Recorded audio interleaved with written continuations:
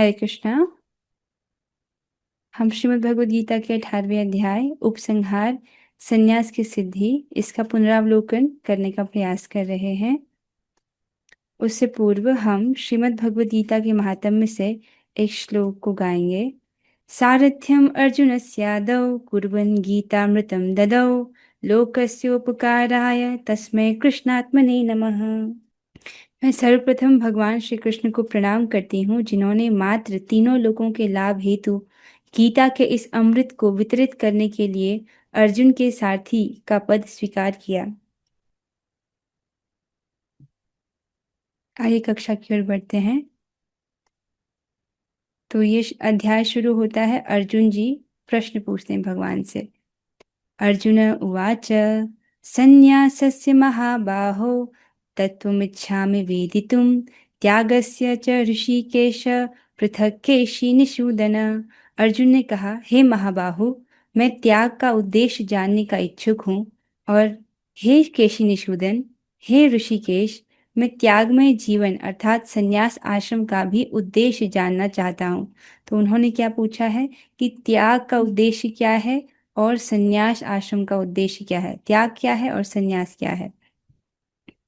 देखिए, श्रील प्रभुपाद जी बताते हैं कि भगवत गीता तो 17वें अध्याय में ही पूर्ण हो जाती है। 18वें अध्याय में भगवान एक प्रकार से हमको सारांश बता रहे हैं, रिवाइज करा रहे हैं पॉइंट्स को। तो इस प्रश्न के उत्तर में, अर्जुन जी के इस प्रश्न के उत्तर में श्री भगवान कहते हैं, श्री भगवान वाच काम्यानां कर्मणां न्यासं संन्यासं कवयो विदुः सर्वकर्म फल त्यागम प्राहुस्त्यागम विचक्षणा। श्री भगवान ने कहा, भौतिक इच्छा पर आधारित कर्मों के परित्याग को विद्वान लोग संन्यास कहते हैं और समस्त कर्मों के फल त्याग को बुद्धिमान लोग त्याग कहते हैं। तो संन्यास क्या है? भौतिक इच्छा पर आधारित कर्मों के परित्याग को संन्यास कहते हैं। और त्याग क्या है? समस्त कर्मों को कर रहा है, नित्य नैमित्तिक और काम्य कर्म कर रहा है, लेकिन उसके फल को त्याग रहा है, तो उसको त्याग कहते हैं। इसको थोड़ा समझिए। संन्यास क्या है? 3 प्रकार के कर्म हैं, नित्य कर्म, नैमित्तिक कर्म और काम्य कर्म। नित्य कर्म वो है जिनको प्रतिदिन किया जाता है, जैसे कि संध्या वंदन, यज्ञ आदि। नैमित्तिक कर्म कर रहा है जो किसी विशेष कारण निमित्त के होने पर किए जाते हैं, जैसे श्राद्ध आदि। और काम्य कर्म कैसे कर्म होते हैं? भौतिक भोग प्राप्ति के लिए किए जाने वाले कर्म, उनको काम्य कर्म कहते हैं, जैसे कि पुत्र प्राप्ति के लिए यज्ञ, धन प्राप्ति के लिए यज्ञ। तो इस प्रकार से जो है, जो संन्यास आश्रम में है वो नित्य कर्म कर रहा है, नैमित्तिक कर्म कर रहा है, लेकिन काम्य कर्म को स्वरूपतः उसने त्याग दिया है। इन कर्मों के त्याग को संन्यास कहते हैं। अब समझ आ रहा है? काम्य कर्म को जो है स्वरूपतः त्याग दिया है, लेकिन नित्य नैमित्तिक कर्म वो कर रहा है, तो इसको बोलते हैं संन्यास। और त्याग क्या है? व्यक्ति नित्य कर्म कर रहा है, नैमित्तिक कर्म भी कर रहा है, काम्य कर्म भी कर रहा है। इन कर्मों को कर रहा है, लेकिन फल की इच्छा को त्यागना, इसे त्याग कहते हैं। इन कर्मों के फलों को भगवान को अर्पित करना, तो इसको त्याग कहते हैं। आप समझ रहे हैं? कर्म तो कर रहा है, लेकिन इनके फल की इच्छा को त्याग रहा है, तो उसको त्याग कहते हैं। आशा है कि ये स्पष्ट हुआ होगा। त्याज्यं दोषवदित्येके कर्म प्राहुर्मनीषिणः यज्ञदान तपः कर्म न त्याज्यम इति चापरे। कुछ विद्वान घोषित करते हैं कि समस्त प्रकार के सकाम कर्मों को दोषपूर्ण समझकर त्याग देना चाहिए, किंतु अन्य विद्वान मानते हैं कि यज्ञ, दान, तपस्या के कर्मों को कभी नहीं त्यागना चाहिए। तो कुछ विद्वान घोषित कर रहे हैं कि सब प्रकार के सकाम कर्मों को दोषपूर्ण समझ करके त्याग देना चाहिए, लेकिन अन्य विद्वानों का कहना है कि यज्ञ, दान और तपस्या, इन कर्मों को कभी भी नहीं त्यागना चाहिए। निश्चयं शृणु मे तत्र त्यागे भरत सत्तम त्यागो ही पुरुष व्याघ्र त्रिविध संप्रकीर्तितः। हे भरत श्रेष्ठ, अब त्याग के विषय में मेरा निर्णय सुनो। हे नर शार्दूल, शास्त्रों में त्याग 3 तरह का बताया गया है। अब भगवान यहाँ पर त्याग के विषय में बताएंगे, और वे अर्जुन को नर शार्दूल कहकर संबोधित कर रहे हैं। नर शार्दूल अर्थात होता है पुरुषों में व्याघ्र, मतलब कहने का अर्थ है वो बहुत पराक्रमी है। और शास्त्रों में त्याग 3 प्रकार का बताया गया है। अब भगवान जो है 3 प्रकार के त्याग का वर्णन करेंगे आने वाले श्लोकों में। फिर भगवान कहते हैं यज्ञ दान तपः कर्म न त्याज्यम कार्यमेव तत् यज्ञो दानम तपश्चैव पावनानि मनीषिणाम। यज्ञ दान तथा तपस्या के कर्म का यज्ञ दान तथा तपस्या के कर्मों का कभी परित्याग नहीं करना चाहिए, उन्हें अवश्य संपन्न करना चाहिए। तो भगवान कह रहे हैं यज्ञ कौन सा यज्ञ करते हैं हम लोग? जप यज्ञ, हरे कृष्ण महामंत्र का जप यज्ञ। यज्ञ दान और तपस्या के कर्मों को व्यक्ति को कभी भी नहीं त्यागना चाहिए, उन्हें अवश्य करना चाहिए।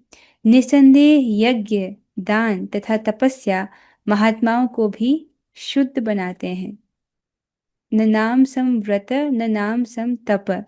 तो सबसे बड़ी तपस्या ही भगवान का नाम बोलना है, हरे कृष्ण महामंत्र का जप करना है।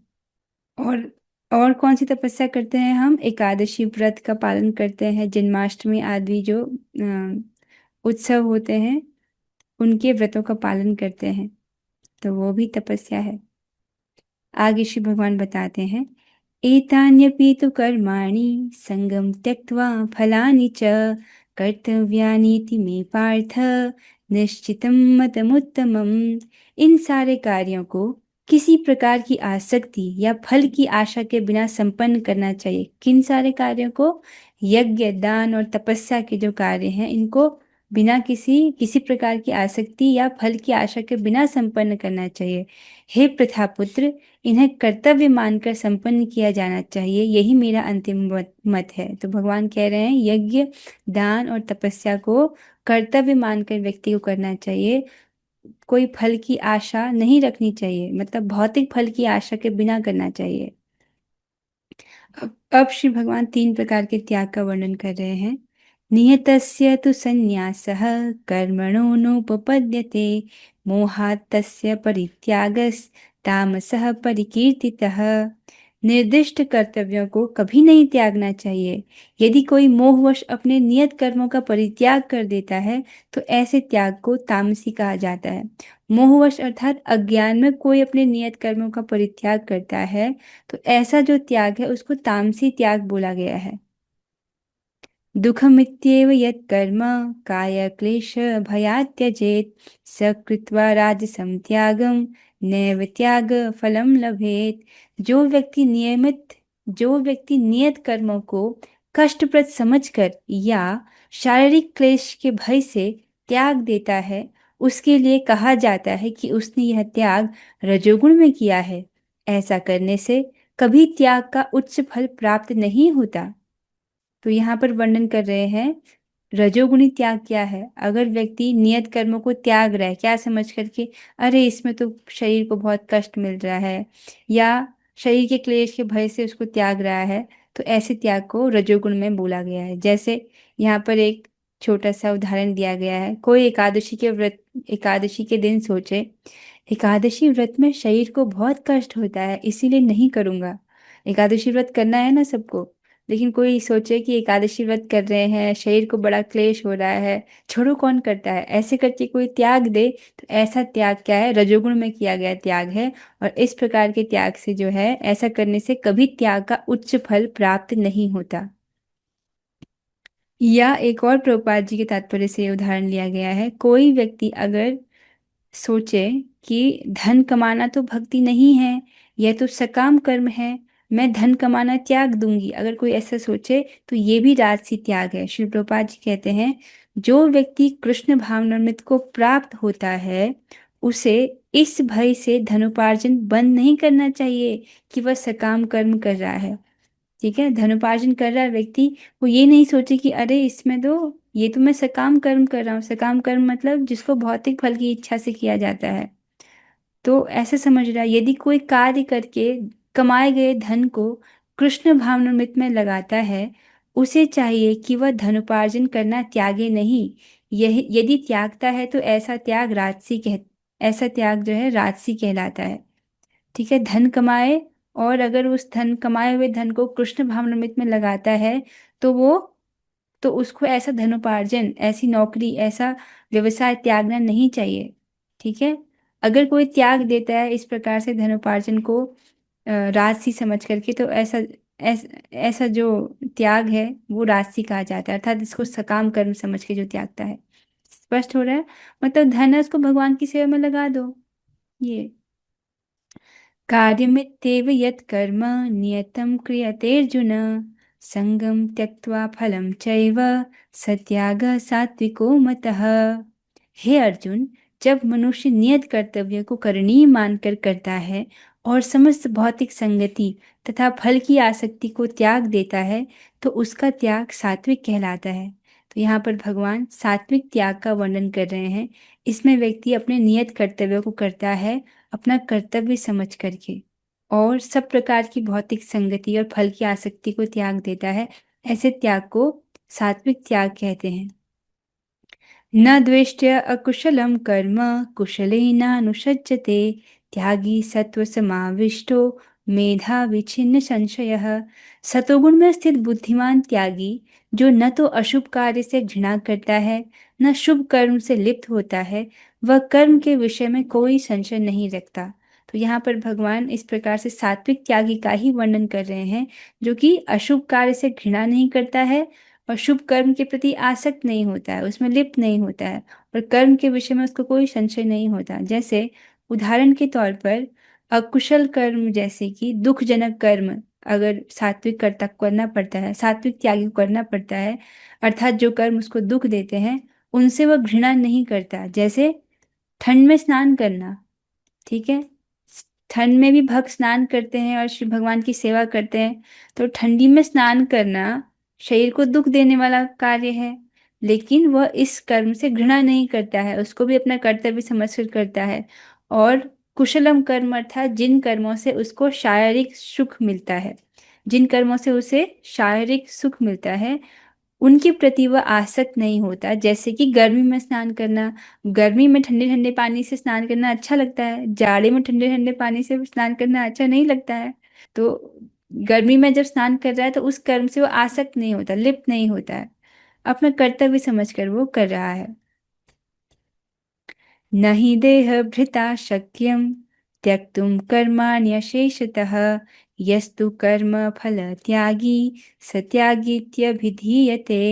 निसंदेह किसी भी देहधारी प्राणी के लिए समस्त कर्मों का परित्याग कर पाना असंभव है, लेकिन जो कर्म फल का परित्याग करता है वह वास्तव में त्यागी है। तो यहाँ पर भगवान बता रहे हैं कि सब प्रकार के कर्म, नित्य नैमित्तिक और काम कर्म, सब प्रकार के कर्मों को त्याग पाना एक देहधारी प्राणी के लिए असंभव है, लेकिन जो कर्म फल का त्याग करता है वो वास्तव में त्यागी है, अर्थात वो कर्म फल को भगवान को अर्पित करता है।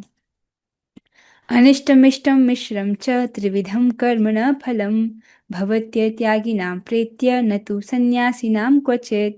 जो त्यागी नहीं है उसके लिए इच्छित अर्थात इष्ट अर्थात शुभ जो फल है, और अनिच्छित अर्थात अनिष्ट अर्थात जो अशुभ फल है, तथा मिश्रित शुभ और अशुभ का जो मिश्रित है, ये तीन प्रकार के कर्म फल मृत्यु के बाद मिलते हैं। लेकिन जो सन्यासी है उसे ऐसे फल का सुख दुख नहीं भोगना पड़ता। तो यहाँ पर स्पष्ट है कि जो व्यक्ति कृष्ण भावनामृत में स्थित है उसको मृत्यु के बाद अ, अच्छे कर्मों के लिए शुभ फल, बुरे कर्मों के लिए अशुभ फल, ये दोनों का जो मिक्स है, मिश्रित फल है, वो नहीं भोगना पड़ता है। किसको? जो कृष्ण भावनामृत में स्थित है, या जो त्यागी है जो कृष्ण भावनामृत में स्थित है। लेकिन जो व्यक्ति कृष्ण भावनामृत में स्थित नहीं है उसको अपने किए गए अच्छे कार्यों का शुभ फल, बुरे कार्यों का जो अनिष्ट फल है और मिश्रित जो फल है वो उसको भोगना पड़ता है। पंचेतानि महाबाहो कारणानि निबोध मे सांख्ये कृतान्ते प्रोक्तानि सिद्धये सर्वकर्मणाम। हे महाबाहु अर्जुन, वेदांत के अनुसार समस्त कर्मों की पूर्ति के लिए पांच कारण हैं, अब तुम इन्हें मुझसे सुनो। अब भगवान यहाँ पर किसी भी कार्य को करने के पीछे पांच घटकों का वर्णन करेंगे, पांच कारणों का वर्णन करेंगे। वे कहते हैं, अधिष्ठानं तथा कर्ता करणं च पृथग् विधम् विविधाश्च पृथक् चेष्टा दैवं चैवात्र पंचकम्। तो श्री भगवान यहाँ पर कह रहे हैं कर्म का स्थान अर्थात शरीर, कर्ता, विभिन्न इंद्रियां, अनेक प्रकार की चेष्टाएं तथा परमात्मा, ये पांच कर्म के कारण हैं। हम्म तो ये पांच जो है ये कर्म के कारण है। कौन से पांच? पहला तो है कर्म का स्थान अर्थात शरीर। शरीर ही ना हो तो कर्म कैसे हो सकता है? दूसरा है कर्ता अर्थात आत्मा। आत्मा भी होनी चाहिए। विभिन्न इंद्रियां, शरीर है, आत्मा है, इंद्रियां नहीं हो तो भी कर्म नहीं हो पाएगा, तो विभिन्न इंद्रियां। तो यहाँ जहाँ जब यहाँ पर इंद्रियां बोला जाता है तो यूजुअली भक्त समझते हैं कि ये जो आंख का गोलक दिख रहा है, बाहर से कान का सॉकेट दिख रहा है, ये नाक दिख रही है, इसकी बात हो रही नहीं। अंदर से सूक्ष्म इंद्रियों की बात हो रही है। जैसे कभी कभी किसी का देखा ना आपने, आंख तो है लेकिन दिखाई नहीं दे रहा, ये आंख का गोलक है, आंख की गोलक की बात नहीं हो रही है। अंदर से सूक्ष्म इंद्रियां होती हैं, आंख, नाक, कान, त्वचा, जीभ आदि। ठीक है। तो इस प्रकार से विभिन्न इंद्रियां, पांचों इंद्रियां, और पांच कर्मेंद्रियां, पांच ज्ञानेंद्रियां, अनेक प्रकार की चेष्टाएं तथा परमात्मा, ये पांच जो है ये कर्म के कारण है। तो कोई भी जब कर्म होता है, आत्मा पहले इच्छा करता है और उसको इच्छा करने की स्वतंत्रता है। ठीक है। तो आत्मा की जो किंचित जीवात्मा की जो किंचित स्वतंत्रता उसको प्राप्त है, उसमें भगवान दखलंदाजी नहीं करते। तो आत्मा इच्छा करता है, उसके बाद परमात्मा जी हृदय में उस इच्छा को देखते हैं और प्राण वायु को जागृत करते हैं। अगर वो प्राण को जागृत नहीं करेंगे तो हम इस शरीर का उपयोग भी कर पाने में समर्थ नहीं है। जीवात्मा इस शरीर का उपयोग भी नहीं कर सकता अगर परमात्मा जी का सहयोग ना हो तो वो क्या करते हैं, प्राण वायु को जागृत करते हैं। और प्राण वायु जब जागृत होती है तो क्या होता है, मन, इंद्रियां, वाक शक्ति अर्थात बोलने की शक्ति को कार्य करने के लिए प्रेरित करती है। क्या प्रेरित करती है? ये प्राण वायु। ठीक है। और उसके बाद जो है इंद्रियों के द्वारा कार्य होता है। ठीक है। तो हम इंद्रियों के द्वारा कार्य करते हैं, ये सब क्रिया इतनी फास्ट होती है कि हमको पता ही नहीं चलता है। ठीक है। तो इंद्रियों के द्वारा कार्य कब हो पाता है? जब ये सब पीछे जो है ये सब घटक होते हैं। ठीक है। तो यहाँ पर पांच घटकों का वर्णन भगवान कह रहे हैं। श्री भगवान ने जीवों को श्री भगवान ने जीवों को अल्प मात्रा में स्वतंत्रता दी है ताकि हम भगवान से प्रेम कर सकें। तो भगवान ने हम सबको इच्छा करने की स्वतंत्रता दिया है। और उस क्यों दिया है? ताकि हम भगवान से प्रेम कर सके। और इस प्रकार से उन्होंने शास्त्र भी हमको प्रदान किया है ताकि हम शास्त्र के अनुसार कर्म को कर सकें। ठीक है। शास्त्र विरुद्ध कर्म को ना करें। आगे चलेंगे। शरीर वांग मनोभिर्यत् कर्म प्रारभते नरः न्यायं वा विपरीतं वा पंचते तस्य हेतवः। मनुष्य अपने शरीर, मन या वाणी से जो भी उचित या अनुचित कर्म करता है वह इन पांच कारणों के फल स्वरूप होता है। तो जो भी अनुचित या उचित कर्म व्यक्ति करता है, जो भी उचित अनुचित कर्म व्यक्ति करता है उसके पीछे जो है ये पांचों कारण होते हैं। मनसा वाचा कर्मणा, जो भी कर्म व्यक्ति करता है उसके पीछे ये पांचों कारण होते हैं। इसको व्यक्ति को समझना चाहिए। फिर कहते हैं आगे, तत्रैवं सति कर्तारम् आत्मानं केवलं तु यः पश्यत्य अकृत बुद्धित्वान् न स पश्यति दुर्मति। अतएव जो इन पांच कारणों को ना मानकर अपने आप को ही एकमात्र कर्ता मानता है वह निश्चय ही बहुत बुद्धिमान नहीं होता और वस्तुओं को सही रूप में नहीं देखता। ठीक है। तो जो व्यक्ति केवल अपने आप को कर्ता माने और इन पांच कारणों को जो यहाँ पर वर्णन है, कर्म का स्थान, कर्ता, विभिन्न इंद्रियां, अनेक प्रकार की चेष्टाएं, परमात्माएं, इन पांचों को कर्म का कारण नहीं माने, केवल अपने आप को कर्म का कारण माने, तो ऐसा व्यक्ति जो है भगवान कह रहे हो निश्चित ही बहुत बुद्धिमान नहीं होता है और वस्तुओं को सही रूप में नहीं देखता है।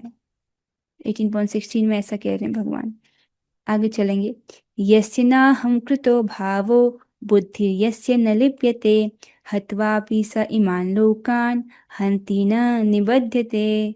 जो मिथ्या अहंकार से प्रेरित नहीं है, जिसकी बुद्धि बधी नहीं है, वह इस संसार में मनुष्यों को मारता हुआ भी नहीं मारता, नहीं वह अपने कर्मों से बधा हुआ होता है, नहीं वह अपने कर्मों से बधा होता है। अब भगवान जो है यहाँ पर वर्णन कर रहे हैं ज्ञान ज्ञेय ज्ञाता का और इंद्रियां कर्म और कर्ता का। वे कहते हैं ज्ञानं ज्ञेयं परिज्ञाता त्रिविधा कर्म चोदना करणं कर्म कर्तेति त्रिविधा कर्म संग्रहः।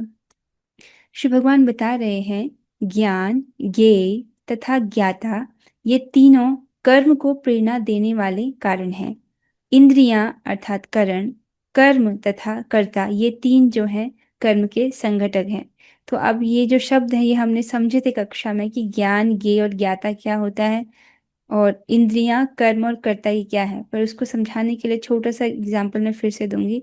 ज्ञाता अर्थात जानने वाला व्यक्ति, ज्ञेय अर्थात जानने योग्य वस्तु और ज्ञान अर्थात जानने योग्य वस्तु का बोध होना।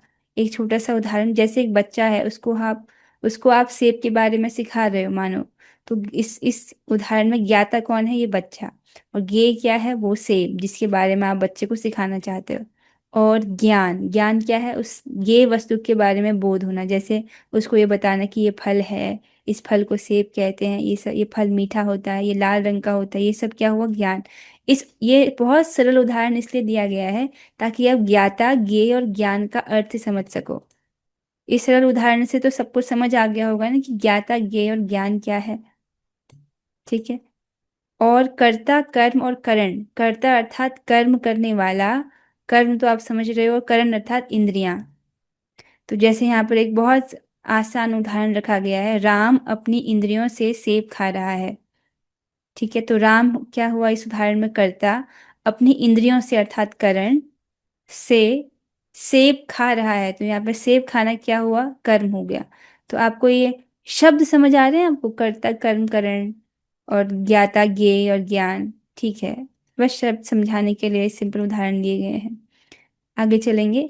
ज्ञानं कर्म च कर्ता च त्रिधैव गुणभेदतः प्रोच्यते गुणसंख्याने यथावत् शृणुतान्यपि। प्रकृति के तीनों गुणों के अनुसार ही ज्ञान, कर्म तथा कर्ता के तीन तीन भेद हैं। अब तुम मुझसे इन्हें सुनो। तो अब भगवान जो है इस प्रकार से आगे बताने वाले हैं कि ज्ञान, कर्म और कर्ता इनके तीन तीन भेद हैं।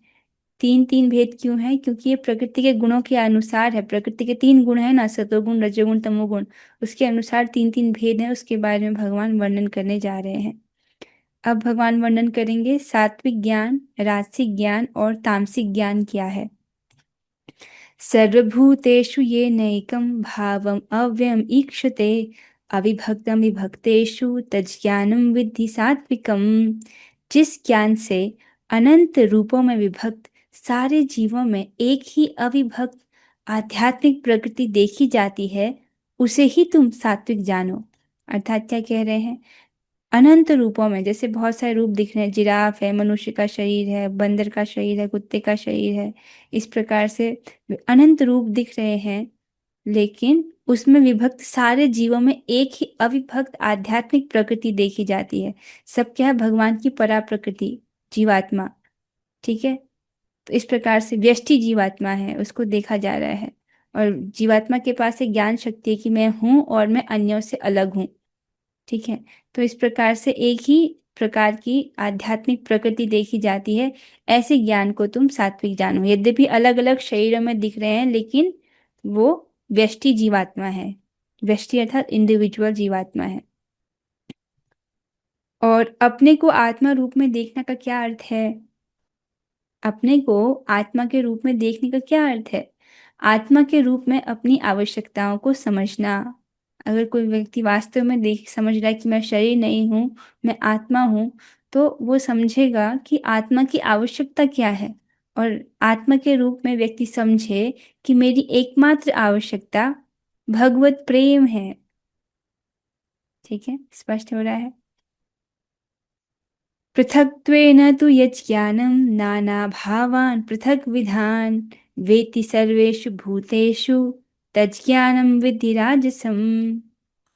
जिस ज्ञान से कोई मनुष्य विभिन्न शरीरों में भिन्न भिन्न प्रकार का जीव देखता है, उसे तुम राजसी जानो। जैसे बाहर से देखने में दिख रहा है कि ये हाथी है, ये कुत्ता है, ये बिल्ली है, ये गाय है, ये मनुष्य है, तो बाहर से जिस ज्ञान के द्वारा ऐसे भेद दिख रहा है, ऐसे ज्ञान को तुम राजसी जानो। यत्तु कृत्स्नवदेकस्मिन् यत्तु कृत्स्नवदे कस्मिन् कार्ये सक्तम् अहेतुकम् अतत्वार्थवदल्पं च तत्तामसमुदाहृतम्। और वह ज्ञान जिससे मनुष्य किसी एक प्रकार के कार्य को जो अति तुच्छ है सब कुछ मानकर सत्य को जाने बिना उसमें लिप्त रहता है, ये तामसी कहा जाता है। जैसे आजकल की जो जनता है वो जो आध्यात्मिक ज्ञान है उसको जाने बिना केवल आहार निद्रा भय मैथुन में ही अपना जीवन व्यतीत कर देते हैं, वो क्या हुआ? तामसी ज्ञान हुआ। ऐसा ज्ञान तो पशुओं के पास भी है, पशु भी तो इसी प्रकार से जीते हैं। तो जो इस प्रकार से किसी एक कार्य को जो अति तुच्छ कार्य है उसको सब कुछ मान करके सत्य को जाने बिना उसमें लिप्त रहता है तो उसको तामसी ज्ञान कहा गया है। अब श्री भगवान सात्विक कर्म, राजसिक कर्म और तामसिक कर्म का वर्णन करेंगे। वे कहते हैं, नियतम संग रहितम अराग द्वेषतः कृतम अफल प्रेप्सुना कर्म यत्तत् सात्विकम उच्यते। जो कर्म नियमित है और जो आसक्ति राग या द्वेष से रहित कर्मफल की चाह के बिना किया जाता है वह सात्विक कहलाता है। बहुत सुंदर है, सात्विक कर्म का भगवान वर्णन कर रहे हैं। क्या है ऐसा कर्म? कैसा? पहली बात तो है नियमित है, और ऐसा व्यक्ति आसक्ति या राग या द्वेष से रहित होकर के कर्म फल की चाह के बिना किया जा रहा है, मतलब फल से आसक्ति नहीं है, ना ही वो राग और द्वेष से प्रभावित होकर के उस कर्म को कर रहा है, और उस कर्म को कर रहा है कर्म फल की चाह के बिना उसको कर रहा है, तो ऐसा जो कर्म है वो सात्विक कर्म कहलाता है। आपको इसमें परेशान होने की जरूरत नहीं है। सात्विक कर्म ही क्या है? अकर्म। तीसरे अध्याय में हमने अकर्म पढ़ा था, ये जो कृष्ण भावना भावित कर्म होते हैं जिसके कारण व्यक्ति को बंधन नहीं लगता अपितु वो बंधनों से मुक्त होता है, उसको अकर्म कहते हैं। तो सात्विक कर्म ही क्या है? ये अकर्म है। ठीक है, अकर्म अर्थात कृष्ण भावना भावित कर्म। ठीक है, आशा है कि सबको स्पष्ट हुआ होगा। यत्तु कामेप्सु न कर्म साहंकारेण वा पुनः क्रियते बहुलायासम तद्राजसमुदाहृतम्। लेकिन जो कार्य अपनी इच्छा पूर्ति के निमित्त प्रयास पूर्वक एवं मिथ्या अहंकार के भाव से किया जाता है वह रजोगुणी कहा जाता है। तो कौन सा कर्म रजोगुणी है? अर्थात व्यक्ति अपनी इच्छा पूर्ति के लिए खूब प्रयास करता है कि मेरी ये इच्छा पूरी हो जाए, और मिथ्या अहंकार के प्रभाव से वो कर रहा है। मिथ्या अहंकार में व्यक्ति अपने आप को शरीर समझता है, अहम और मम की भावना होती है, ये मैं हूँ, ये वस्तु है मेरे भोग के लिए। इस प्रकार से व्यक्ति मिथ्या अहंकार से ग्रस्त रहता है, अहम मम की भावना से। तो अपनी इच्छा पूर्ति के लिए वो खूब प्रयास करता है, ऐसा जो कर्म है वो रजोगुणी कहा गया है। इस जगत में लोग यश प्राप्त करने के लिए कुछ अपनी छोटी छोटी इच्छाओं को पूरा करने के लिए कितना कितना उद्यत करते हैं, कितना उद्यम करते हैं, ये क्या है? रजोगुणी कार्य है। मतलब अपनी भौतिक इच्छाओं को तुष्ट करने के लिए कितना सारा उद्यम करते हैं। अनुबंधं क्षयं हिंसाम् अनपेक्ष्य च पौरुषं मोहाद आरभते कर्म यत्तत्तामसमुच्यते। जो कर्म मोहवश शास्त्रीय आदेशों की अवहेलना करके तथा भावी बंधन की परवाह किए बिना या हिंसा अथवा अन्यों को दुख पहुंचाने के लिए किया जाता है वह तामसी कहलाता है। जिसमें व्यक्ति शास्त्रों की आज्ञा की अवहेलना करता है, अर्थात शास्त्र की आज्ञा को नहीं मान रहा है और भावी बंधन की परवाह भी नहीं कर रहा है, आगे चल के इस कर्म को करने से क्या होगा, हिंसा अपना रहा है, अन्यों को दुख पहुंचाने के लिए कर रहा है, तो ऐसा कर्म क्या है? ये तामसी कहलाता है। अब श्री भगवान सात्विक कर्ता, राजसिक कर्ता और तामसिक कर्ता का वर्णन कर रहे हैं। मुक्तसंगो अनहं वादी धृत्युत्साह समन्वितः सिद्ध असिद्धयो निर्विकारः कर्ता सात्विक उच्यते। जो व्यक्ति भौतिक गुणों के संसर्ग के बिना अहंकार रहित संकल्प तथा उत्साह पूर्वक अपना कर्म करता है और सफलता अथवा असफलता में अविचलित रहता है वह सात्विक कर्ता कहलाता है। तो यहाँ पर सात्विक कर्ता के विषय में बोला गया है। पहली बात क्या है? भौतिक गुणों के संसर्ग के बिना अहंकार रहित, अर्थात वो मिथ्या अहंकार से प्रभावित नहीं है। दूसरा, संकल्प और उत्साह पूर्वक वो कर्म को कर रहा है, और सफलता हो चाहे असफलता हो दोनों में ही वह अविचलित रहता है, विचलित नहीं होता है। वो क्या है? वो सात्विक कर्ता कहलाता है। रागी कर्म फल प्रेप्सुर्लुब्धो हिंसात्मको अशुचिः हर्ष शोकान्वित कर्ता राजस परिकीर्तितः।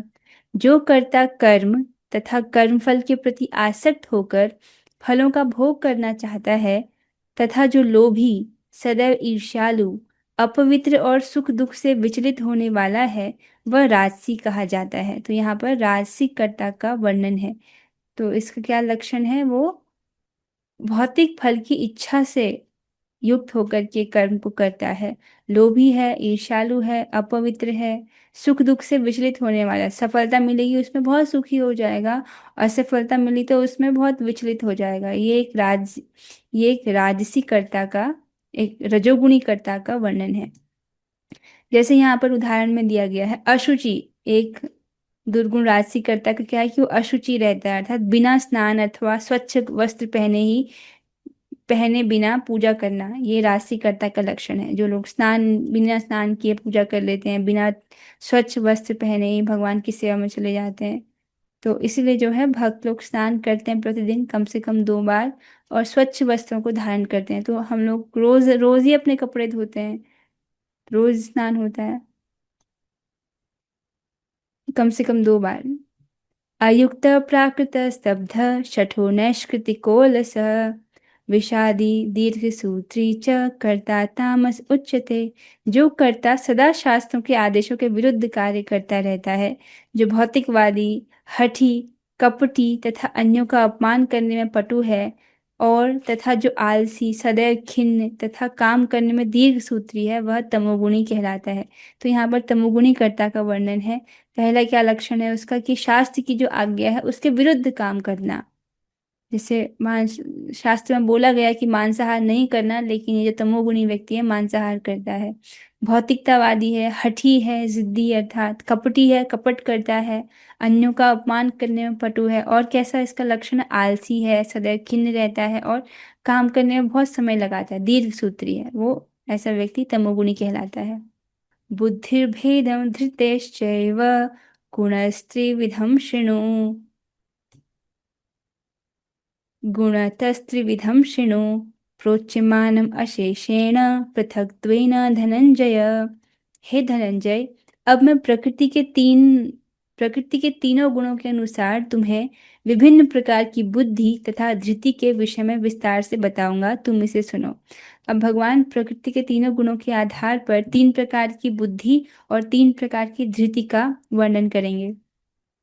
पहले भगवान सात्विक बुद्धि, राजसिक बुद्धि और तामसिक बुद्धि का वर्णन कर रहे हैं। प्रवृत्तिं च निवृत्तिं च कार्याकार्ये भयाभये बंधं मोक्षं च या वेत्ति बुद्धि सा पार्थ सात्विकी। हे प्रथापुत्र, वह बुद्धि सतोगुणी है। कौन सी बुद्धि सतोगुणी है? जिसके द्वारा मनुष्य यह जानता है कि क्या करणीय है और क्या नहीं। जिसके द्वारा व्यक्ति ये समझ पाता है कि ये काम करने वाला है और इस कार्य को नहीं करना चाहिए। ठीक है, शास्त्र के द्वारा पोषित जो विवेक है, शास्त्र के द्वारा पोषित जो बुद्धि है, वो बुद्धि ये जान पाती है कि क्या करना चाहिए, क्या नहीं करना चाहिए। जैसे आप सबको स्पष्ट है कि प्रसाद खाना चाहिए और जो अनर्पित वस्तु है वो नहीं खाना चाहिए। जहाँ तक कि जब भक्त शादी पार्टी में भी अगर जाना पड़ जाए, वैसे तो भक्त लोग कोशिश करते हैं कि ये भौतिकतावादी लोगों की शादी में जाए ही ना।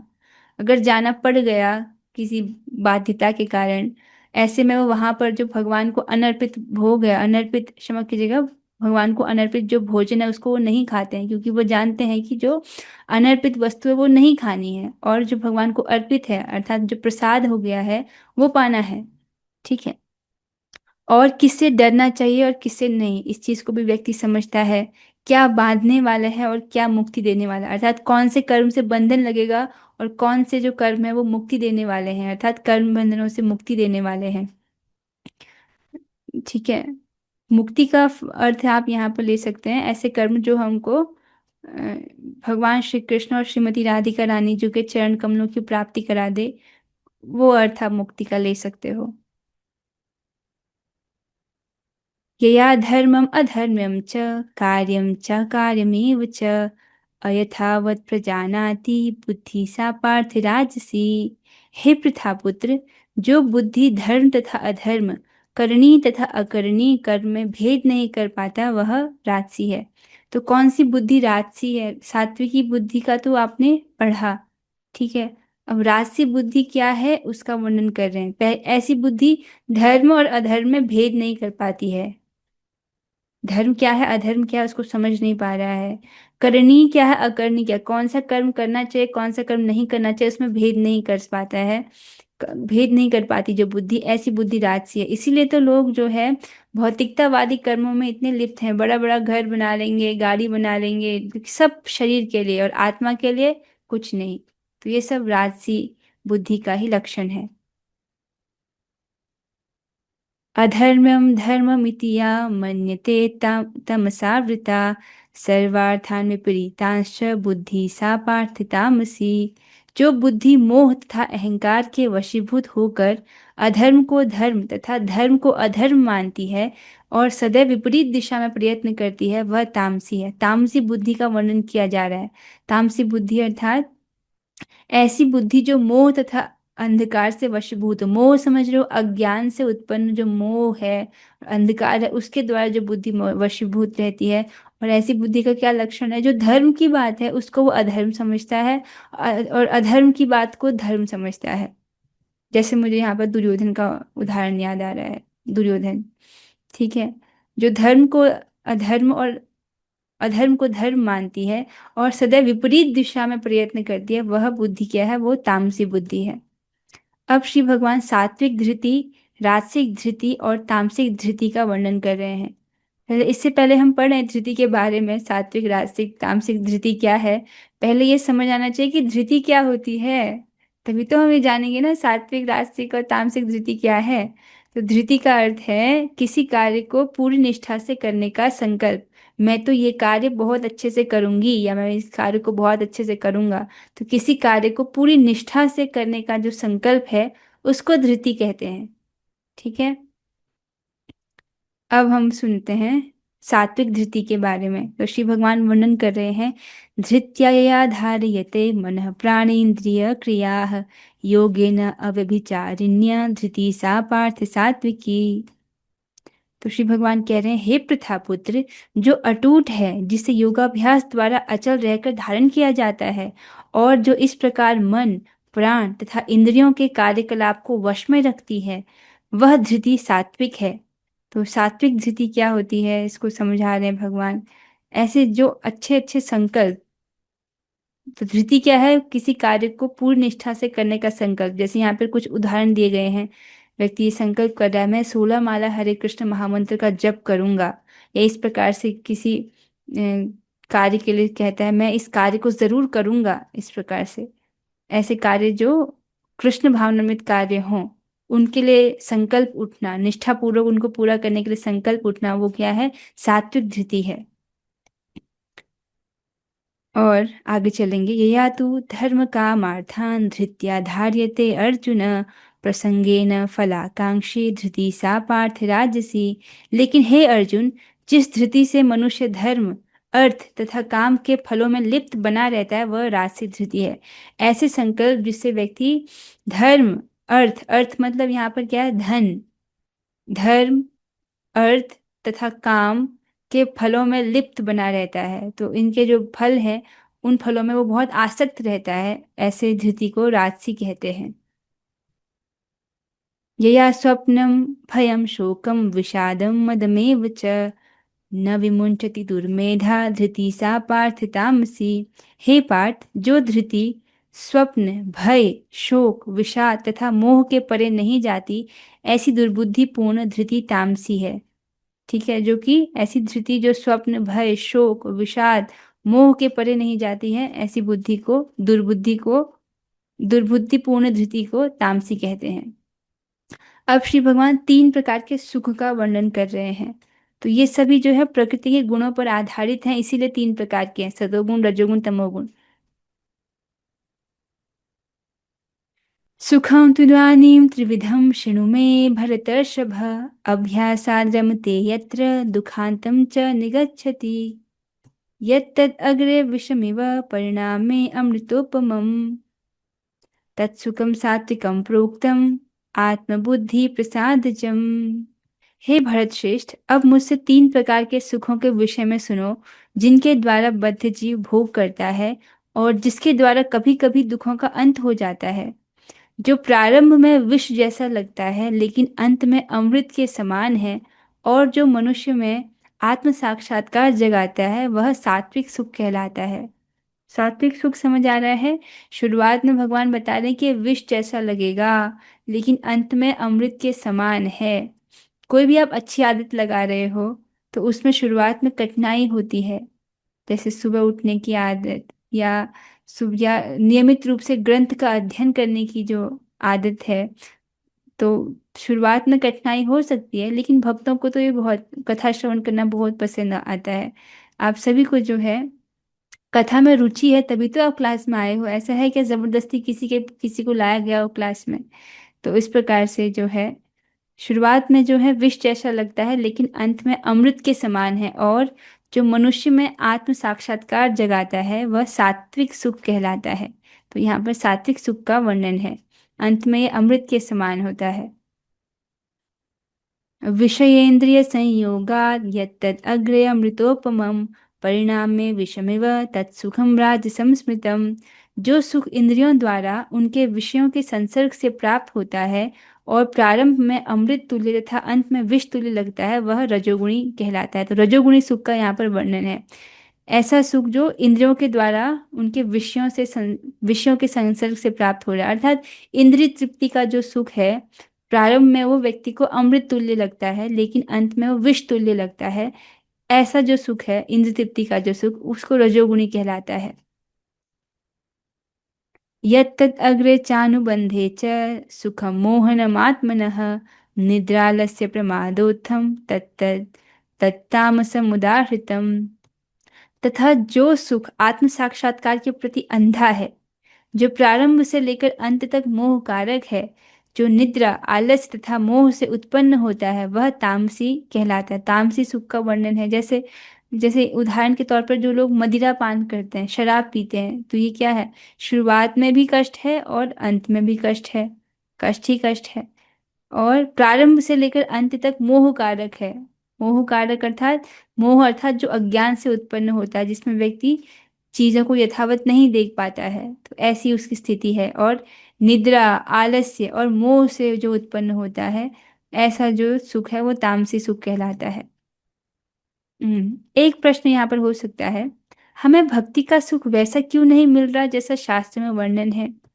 शास्त्र में वर्णन है ना भक्ति के सुख का, बहुत बहुत सुख बताया गया है कि भक्ति के सुख के आगे तो जो ब्रह्मानंद का सुख है वह एक बिंदु के समान भी नहीं है, ऐसे बोला गया है। तो हमें भक्ति का सुख वैसा क्यों नहीं मिल रहा जैसा शास्त्र में वर्णन है? तो इसका क्या उत्तर है? क्योंकि अभी बुद्धि पूरी तरह निर्मल नहीं हुई है। ठीक है, निर्मल आप समझ रहे हो? शुद्ध, पूरी तरह से शुद्ध नहीं हुई है, निर्मल नहीं हुई है। न तदस्ति पृथिव्यां वा दिवि देवेषु वा पुनः सत्वं प्रकृतिजैर्मुक्तं यदेभिः स्यात् त्रिभिर्गुणैः। आगे बढ़ेंगे तो यहाँ पर कह रहे हैं श्री भगवान, इस श्लोक में स्वर्ग लोकों में या देवताओं के मध्य में कोई भी ऐसा व्यक्ति विद्यमान नहीं है जो प्रकृति के 3 गुणों से मुक्त हो। तो इस प्रकार से भगवान वर्णन कर रहे हैं, ना तो स्वर्ग लोक में, ना तो देवताओं के बीच में, ना तो इस लोक में कोई भी व्यक्ति ऐसा नहीं है जो तीनों गुणों से मुक्त हो, अर्थात सत्वगुण, रजोगुण, तमोगुण के प्रभाव से मुक्त हो। ब्राह्मण क्षत्रिय विशाम शूद्राणाम च परंतप कर्माणि प्रविभक्तानि स्वभाव प्रभवैर्गुणैः। हे परंतप, ब्राह्मणों, क्षत्रियों, वैश्यों तथा शूद्रों में प्रकृति के गुणों के अनुसार उनके स्वभाव द्वारा उत्पन्न गुणों के द्वारा भेद किया जाता है। तो अब यहाँ पर भगवान आने वाले श्लोकों में ब्राह्मणों, क्षत्रियों, वैश्यों, शूद्रों के लिए उनके स्वभाव के द्वारा उत्पन्न जो गुण होते हैं उनका वर्णन करेंगे। शमोदमस्तपः शौचं शान्तिर् आर्जवमेव च ज्ञानं विज्ञानमास्तिक्यं ब्रह्म कर्म स्वभावजम्। तो श्री भगवान यहाँ पर बता रहे हैं कि ब्राह्मण किन गुणों के द्वारा कार्य करते हैं। क्या वर्णन है? शांति प्रियता, आत्मसंयम, तपस्या, पवित्रता, सहिष्णुता, सत्यनिष्ठा, ज्ञान, विज्ञान तथा धार्मिकता। ये सारे स्वाभाविक गुण हैं जिनके द्वारा ब्राह्मण कर्म करते हैं। वीरता, उसके बाद श्री भगवान क्षत्रिय के स्वाभाविक गुणों का वर्णन करते हैं। वे कहते हैं, शौर्यं तेजो धृतिर्दाक्ष्यं युद्धे चाप्यपलायनं दानम ईश्वर भावश्च क्षात्रम कर्म स्वभावजम। तो श्री भगवान वर्णन करते हैं, वीरता, शक्ति, संकल्प, दक्षता, युद्ध में धैर्य, उदारता तथा नेतृत्व, ये क्षत्रियों के स्वाभाविक गुण हैं। कृषिको रक्षवाणिज्यं वैश्यकर्म स्वभावजं परिचर्यात्मकं कर्म शूद्रस्यापि स्वभावजम्। कृषि करना, गोरक्षा तथा व्यापार वैश्यों के स्वाभाविक कर्म हैं और शूद्रों का कर्म श्रम तथा अन्यों की सेवा करना है। इस प्रकार से भगवान ने सबके लिए जो है उनके गुणों के अनुसार बता दिया है। तो कृषि करना, गोरक्षा और व्यापार व्यापार करना ये वैश्यों के स्वाभाविक कर्म है और शूद्रों के लिए है श्रम करना और अन्यों की सेवा करना। स्वे स्वे कर्मण्यभिरतः संसिद्धिं लभते नरः स्वकर्मनिरतः सिद्धिं यथा विन्दन्ति तच्छृणु। अपने अपने कर्म के गुणों का पालन करते हुए प्रत्येक व्यक्ति सिद्ध हो सकता है। अब तुम मुझसे सुनो कि यह किस प्रकार किया जा सकता है। तो अब भगवान वर्णन करेंगे कैसे कैसे व्यक्ति अपने अपने गुणों का, अपने अपने स्वभाव के द्वारा उत्पन्न जो गुण हैं उनका पालन करते हुए हर व्यक्ति सिद्ध हो सकता है। सिद्ध मतलब परफेक्ट हो सकता है। किस प्रकार से किया जाता है भगवान अगर पूछा जाए तो वो उसका वर्णन अगले श्लोकों में कर रहे हैं। यतः प्रवृत्ति भूतानां येन सर्वमिदं ततं स्वकर्मणा तभ्यर्च्य स्वकर्मणा तमभ्यर्च्य सिद्धं विन्दति मानवः। जो सभी प्राणियों का उद्गम है और सर्वव्यापी है, उस भगवान की उपासना करके मनुष्य अपना कर्म करते हुए पूर्णता प्राप्त कर सकता है। यहाँ पर भगवान कह रहे हैं जो सभी प्राणियों के उद्गम है, सर्वव्यापी है, उन भगवान की उपासना करके मनुष्य अपना कर्म करते हुए पूर्णता प्राप्त कर सकता है। इसको आगे एक चार्ट में समझाया जाएगा तो आप उसमें चार्ट से आप अच्छे से समझ पाएंगे। श्रेयान् स्वधर्मो विगुणः परधर्मात् स्वनुष्ठितात् स्वभावनियतं कर्म कुर्वन्नाप्नोति किल्बिषम्। अपने वृत्तिपरक कार्य को चाहे वह कितना ही त्रुटिपूर्ण ढंग से क्यों न किया गया हो, अन्य किसी के कार्य को स्वीकार करने और अच्छी प्रकार से करने की अपेक्षा अधिक श्रेष्ठ है। क्या अधिक श्रेष्ठ है? व्यक्ति अपने जो स्वाभाविक, उसके जो स्वभाव से उत्पन्न गुणों के अनुसार जो वो अपना वृत्तिपरक कार्य करता है, ब्राह्मण वैश्य शूद्र और क्षत्रिय का, ब्राह्मण क्षत्रिय वैश्य शूद्र का जो भी उसका वृत्तिपरक कार्य है, अगर व्यक्ति उसे करता है चाहे वो कितने ही त्रुटिपूर्ण ढंग से क्यों ना किया गया हो, अपने स्वभाव से उत्पन्न जो गुणों के आधार पर वो कर्म को कर रहा है, चाहे वो कितने ही त्रुटिपूर्ण ढंग से क्यों ना किया गया हो, अन्य किसी के कार्य को स्वीकार करने की और उसको अच्छे प्रकार से करने की अपेक्षा अधिक श्रेष्ठ है। क्या अधिक श्रेष्ठ है? जो अपने वृत्तिपरक कार्य को करना, भले ही वह त्रुटिपूर्ण ढंग से क्यों ना किया जाए। अपने स्वभाव के अनुसार निर्दिष्ट कर्म कभी भी कभी भी पाप से प्रभावित नहीं होते हैं। जो व्यक्ति अपने स्वभाव से उत्पन्न गुणों के आधार पर जिन कर्मों को कर रहा है, उनके अनुसार निर्दिष्ट कर्म जो है कभी भी पाप से प्रभावित नहीं होते। सहजं कर्म कौन्तेय सदोषम् अपि न त्यजेत् सर्वारम्भा हि दोषेण धूमेनाग्निरिवावृताः। प्रत्येक उद्योग अर्थात प्रयास किसी न किसी दोष से आवृत होता है, जिस प्रकार अग्नि धुएं से आवृत रहती है। अतएव हे कुंती पुत्र, मनुष्य को चाहिए कि स्वभाव से उत्पन्न कर्म को भले ही वह दोषपूर्ण क्यों ना हो कभी त्यागे नहीं। तो यहाँ पर भगवान वर्णन कर रहे हैं उदाहरण दे करके। वे कहते हैं जैसे आग है, आग में भी एक दोष है ना कि उसमें धुआं भी होता है, ठीक है। तो इसी प्रकार से प्रत्येक उद्योग में, प्रत्येक प्रयास में कुछ ना कुछ दोष जरूर होता है, ठीक है। कुछ ना कुछ दोष से वो ढका रहता है। लेकिन हे कुंती पुत्र, मनुष्य को चाहिए कि स्वभाव से उत्पन्न जो कर्म है, भले ही वो दोषपूर्ण क्यों ना हो, कभी त्यागे नहीं। जैसे ब्राह्मणों के कर्म में दोष क्या है, कभी कभी ऐसे यज्ञ होते हैं जिसमें पशु बलि होती है। या क्षत्रियों के कर्म में दोष क्या है, उनको कर लेना उनको जो है हिंसा करनी पड़ती है।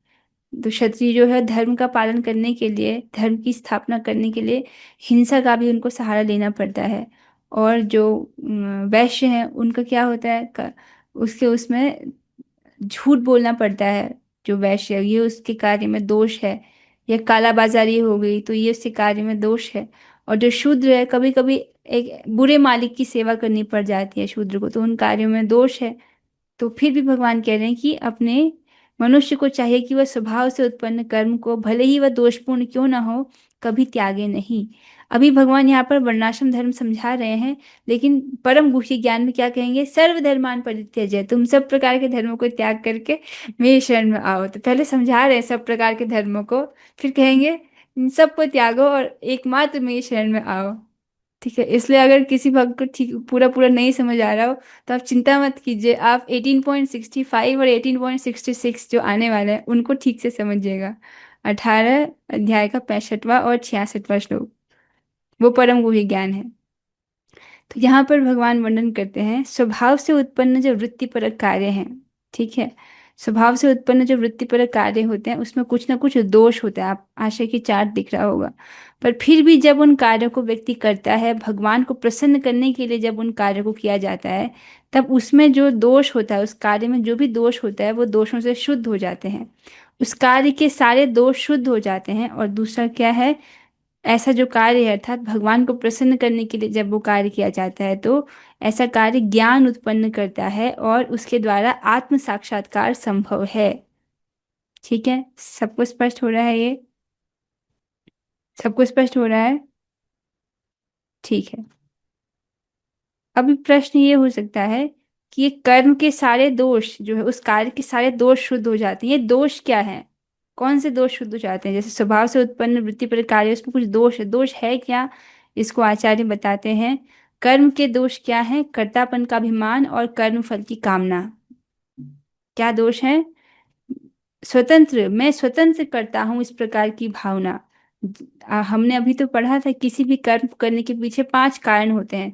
जो अपने आप को स्वतंत्र करता समझता है, अर्थात मैं ही एकमात्र करता हूँ, ऐसा व्यक्ति बहुत अधिक बुद्धिमान नहीं होता है, वो चीज़ों को यथावत नहीं देख पाता है।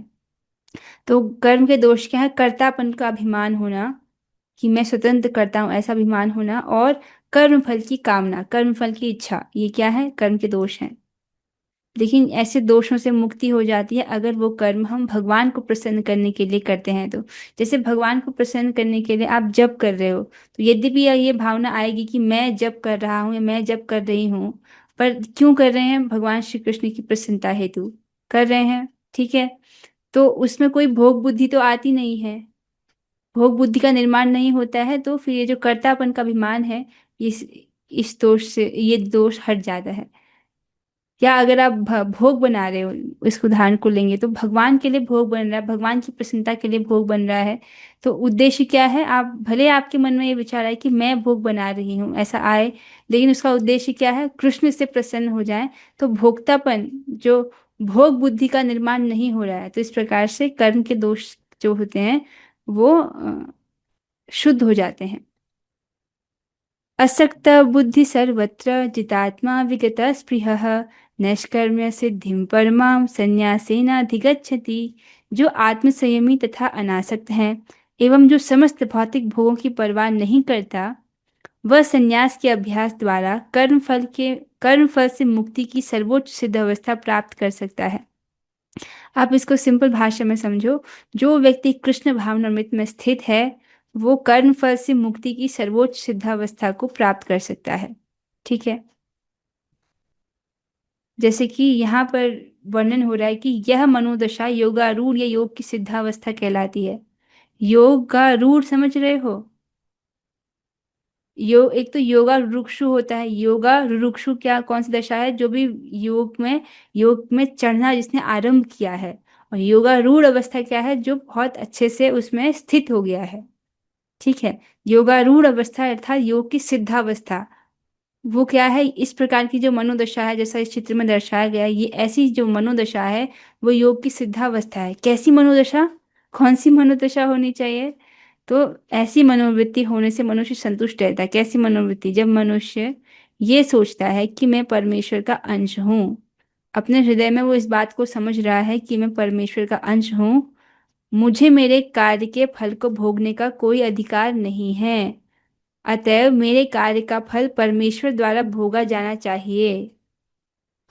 जब वो इस प्रकार की मनोवृत्ति में कोई व्यक्ति स्थित हो जाए, क्या, मैं भगवान का अंश हूँ, मुझे मेरे कार्य के फल को भोगने का अधिकार नहीं है। मेरे जो कार्य हैं इसका फल परमेश्वर द्वारा भोगा जाना चाहिए। जो इस प्रकार से जिसकी बुद्धि इस बात में, इन बातों में स्थित हो गई है, इस प्रकार की जो मनोदशा है, ये योगारूढ़ अवस्था है, योग की सिद्धावस्था है। ऐसी मनोवृत्ति होने से मनुष्य संतुष्ट रहता है। व्यक्ति सुख प्राप्त करने के लिए इस जगत में क्या क्या प्रयास नहीं करते हैं, संतोष प्राप्त करने के लिए। तो ऐसी मनोस्थिति जिसके पास होती है, वो व्यक्ति इस जगत में संतुष्ट रहता है। संतुष्ट रहता है अर्थात सुखी रहता है। सुख का सीधा मार्ग बताया जा रहा है। वरना लोग क्या करते हैं, बड़े बड़े महल बना लेते हैं, उसमें एसियां लगा लिया, लेकिन हृदय जल रहा है। ऐसे क्यों है? क्योंकि उनको संतोष की प्राप्ति नहीं हुई है, संतुष्टि नहीं हुई है जीवन में, इसीलिए खालीपन वो महसूस करते हैं। तो ऐसी मनोवृत्ति होने से मनुष्य संतुष्ट रहता है। क्यों? क्योंकि इस प्रकार वह किसी भी भौतिक वस्तु के लिए आसक्त नहीं होता है। तो इस प्रकार जब वो इस प्रकार की मनोवृत्ति में होता है, तो इस प्रकार वो किसी भी भौतिक वस्तु के लिए आसक्त नहीं होता, चाहे वो धन हो, चाहे वो इस जगत में यश हो या जन हो अर्थात फॉलोअर्स हो, उसके प्रति वो आसक्त नहीं होता है। क्योंकि वह वास्तव में भगवान के लिए कार्य कर रहा होता है। जब व्यक्ति समझ रहा है कि मैं परमेश्वर का अंश हूँ, तो वो समझता है कि मेरा एकमात्र कर्तव्य है भगवान की आज्ञा पालन करना। तो भगवान की आज्ञा पालन करना या उनके प्रतिनिधि जो गुरु हैं उनकी आज्ञा पालन करना। तो इस प्रकार से क्योंकि वह वास्तव में भगवान के लिए कार्य कर रहा होता है, और वह भगवान की सेवा से प्राप्त दिव्य सुख से परे किसी भी वस्तु में आनंद न लेने का आदी हो जाता है। तो भगवान की सेवा कर रहा है तो उससे उसको दिव्य सुख का अनुभव हो रहा है, इसीलिए वो भगवान की सेवा से परे किसी भी वस्तु में आनंद न लेने का आदी हो जाता है। ठीक है, अर्थात बहुत प्रसन्न रहता है। आशा है कि ये स्पष्ट हुआ होगा। तो ऐसी जो मनोदशा है, इसको योगारूढ़ या योग की सिद्धावस्था, इस मनोदशा को कहते हैं। सिद्धिं प्राप्तो यथा ब्रह्म तथाप्नोति निबोध मे, समासेनैव कौन्तेय निष्ठा ज्ञानस्य या परा। तो भगवान वर्णन करते हैं, हे कुंती पुत्र, जिस तरह इस सिद्धि को प्राप्त हुआ व्यक्ति परम सिद्धावस्था अर्थात ब्रह्म को, जो सर्वोच्च ज्ञान की अवस्था है, प्राप्त करता है, उसका मैं संक्षेप में तुमसे वर्णन करूंगा। तो यहाँ पर भगवान संक्षेप में वर्णन करने जा रहे हैं ये योग की सिद्धावस्था अर्थात जो ब्रह्म ब्रह्म की अवस्था है, उसका भगवान वर्णन करेंगे। अर्थात इसको आप सिंपल भाषा में समझिए। जैसे कि हमने पढ़ा है ना कि परम सत्य को तत्वविद जो है वो तीन प्रकार से जानते हैं। ब्रह्म जो, उसका प्रथम सोपान क्या है? ब्रह्म, ब्रह्म का अनुभव होना, अर्थात मैं शरीर नहीं हूं, मैं आत्मा हूं, इस बात का अनुभव होना। द्वितीय सोपान क्या है? परमात्मा का अनुभव होना। और तृतीय क्या है? पूर्ण पुरुषोत्तम भगवान श्री कृष्ण को जानना। ठीक है, तो इस प्रकार से अगर मान लिया जाए ये रोड मैप है, यहाँ से व्यक्ति चलना शुरू कर रहा है। तो पहला क्या है? ये पहला है ब्रह्म का प्रथम सोपान, ब्रह्म साक्षात्कार होना। दूसरा क्या है? परमात्मा साक्षात्कार। तीसरा क्या है? भगवत साक्षात्कार। ठीक है, तो यहाँ पर भगवान इस पहले सीढ़ी का वर्णन कर रहे हैं, पहले झंडे का वर्णन कर रहे हैं, जो श्रीमद् भगवद गीता के 51वें 18वें अध्याय के 51वें श्लोक से 53वें श्लोक में, अर्थात आत्म साक्षात्कार की योग्यता का वर्णन करने जा रहे हैं भगवान अब। ठीक है, तो भगवान कह रहे हैं ना कि मैं अभी तुमको परम सिद्धावस्था अर्थात ब्रह्म के बारे में बता रहा हूँ, तो वो इस वाले ज्ञान के बारे में बता रहे हैं, इस स्थिति के बारे में बता रहे हैं। बुद्ध्या विशुद्धया युक्तो धृत्यमानं नियम्य च शब्दादीन् विषयान् त्यक्त्वा रागद्वेषव्युदस्य च विविक्तसेवी लघ्वाशी यद्वाक्कायमानसः ध्यानयोगपरो नित्यं वैराग्यं समुपाश्रितः अहङ्कारं बलं दर्पं कामं क्रोधः परिग्रहं विमुच्य निर्मम शांतो ब्रह्म भूयाय कल्पते। अब भगवान यहाँ पर ये जो अवस्था है चित्र में आप देख रहे हो, इस ब्रह्मभूत अवस्था का वर्णन कर रहे हैं भगवान। जो व्यक्ति इस स्तर पर पहुंच जाता है, उस व्यक्ति के बारे में भगवान बताएंगे। वे कहते हैं, उस भगवान बता रहे हैं, अपनी बुद्धि से शुद्ध होकर तथा धैर्य पूर्वक मन को वश में करते हुए इंद्र तृप्ति के विषयों का त्याग कर राग तथा द्वेष से मुक्त होकर जो व्यक्ति एकांत स्थान में वास करता है, जो थोड़ा खाता है, जो अपने शरीर, मन तथा वाणी को वश में रखता है, जो सदैव समाधि में रहता है और पूर्णतया विरक्त, मिथ्या अहंकार, मिथ्या शक्ति, मिथ्या गर्व, काम, क्रोध तथा भौतिक वस्तुओं के संग्रह से मुक्त है, जो मिथ्या स्वामित्व की भावना से रहित तथा शांत है, वह निश्चय ही आत्म साक्षात्कार के पद को प्राप्त होता है। यहाँ पर भगवान ने उस व्यक्ति का वर्णन किया जो इस प्रकार से, जो प्रथम सोपान है, उसको जो ब्रह्मभूत अवस्था, उसको जो प्राप्त कर लेता है, उसका लक्षण यहाँ पर भगवान ने बताया है। फिर भगवान बताते हैं, ब्रह्मभूत प्रसन्नात्मा, न शोचति न कांक्षति, समः सर्वेषु भूतेषु मद्भक्तिं लभते पराम। इस प्रकार जो दिव्य पद पर स्थित है वह तुरंत परब्रह्म का अनुभव करता है और पूर्णतया प्रसन्न हो जाता है। ब्रह्मभूत प्रसन्नात्मा, पूरी तरह से प्रसन्न हो जाता है। वह न तो कभी शोक करता है, न किसी वस्तु की कामना करता है। न शोचति न कांक्षति, कभी भी वो किसी चीज के लिए शोक नहीं करता है, कभी शोक नहीं करता, किसी वस्तु की कामना नहीं करता। वह प्रत्येक जीव पर संभाव रखता है। उस अवस्था में वह मेरी शुद्ध भक्ति को प्राप्त करता है। तो यहाँ पर जो इस अवस्था को प्राप्त कर लेता है, ये जो आप चित्र में आप देख रहे हो, ब्रह्मभूत अवस्था को प्राप्त कर लेता है। इसके बाद इसमें क्या है, ब्रह्मभूत प्रसन्नात्मा, प्रसन्न हो जाता है। न शोचति न कांक्षति, अर्थात किसी चीज के लिए शोक नहीं करता, किसी भौतिक चीज की इच्छा नहीं करता है। समम सर्वेषु भूतेषु, सभी जीवों के प्रति वो सम है। और उस अवस्था में उसको मत भक्ति लभते परा, मेरी परा भक्ति अर्थात मेरी जो शुद्धा भक्ति, जो भाव भक्ति है, उसको वो प्राप्त होता है, पराभक्ति को प्राप्त करता है। अर्थात इसके आगे भी जाना है, यही डेस्टिनेशन नहीं है फाइनल, इसके आगे भी जाना है। इसके आगे उसको पराभक्ति भगवान की प्राप्त होती है। तो यहाँ पर भगवान बताते हैं, भक्त्या माम अभिजानाति यावन्यश्चास्मि तत्त्वतः, ततो माम तत्त्वतो ज्ञात्वा विशते तद अनंतरम। केवल भक्ति से मुझ भगवान को यथा रूप में जाना जा सकता है। जब मनुष्य ऐसी भक्ति से मेरे पूर्ण भावनामृत में होता है तो वह वैकुंठ जगत में प्रवेश कर सकता है। तो यहाँ पर देख रहे हैं भगवान इसका वर्णन कर रहे हैं। अब भगवान बता रहे हैं कि मुझे ये जो आखिरी झंडे तक कैसे पहुंचा जाता है, केवल भक्ति के द्वारा, केवल भक्ति के द्वारा उनको जाना जाता है और उसी के द्वारा ही भगवान का जो धाम है उसकी उसको प्राप्ति होती है। उस अवस्था में वो मेरी जब मनुष्य ऐसी भक्ति से मेरे पूर्ण भावनामृत में होता है तो वह वैकुंठ जगत में प्रवेश कर सकता है। अब भगवान से यदि प्रश्न पूछा जाए कि आपके भक्त किस प्रकार आपके धाम को प्राप्त करते हैं, तो इसका वर्णन भगवान श्लोक संख्या 56, 57 और 58वें श्लोक के आधे श्लोक में करते हैं। वे एक परिनिष्ठ भक्त का वर्णन करते हैं।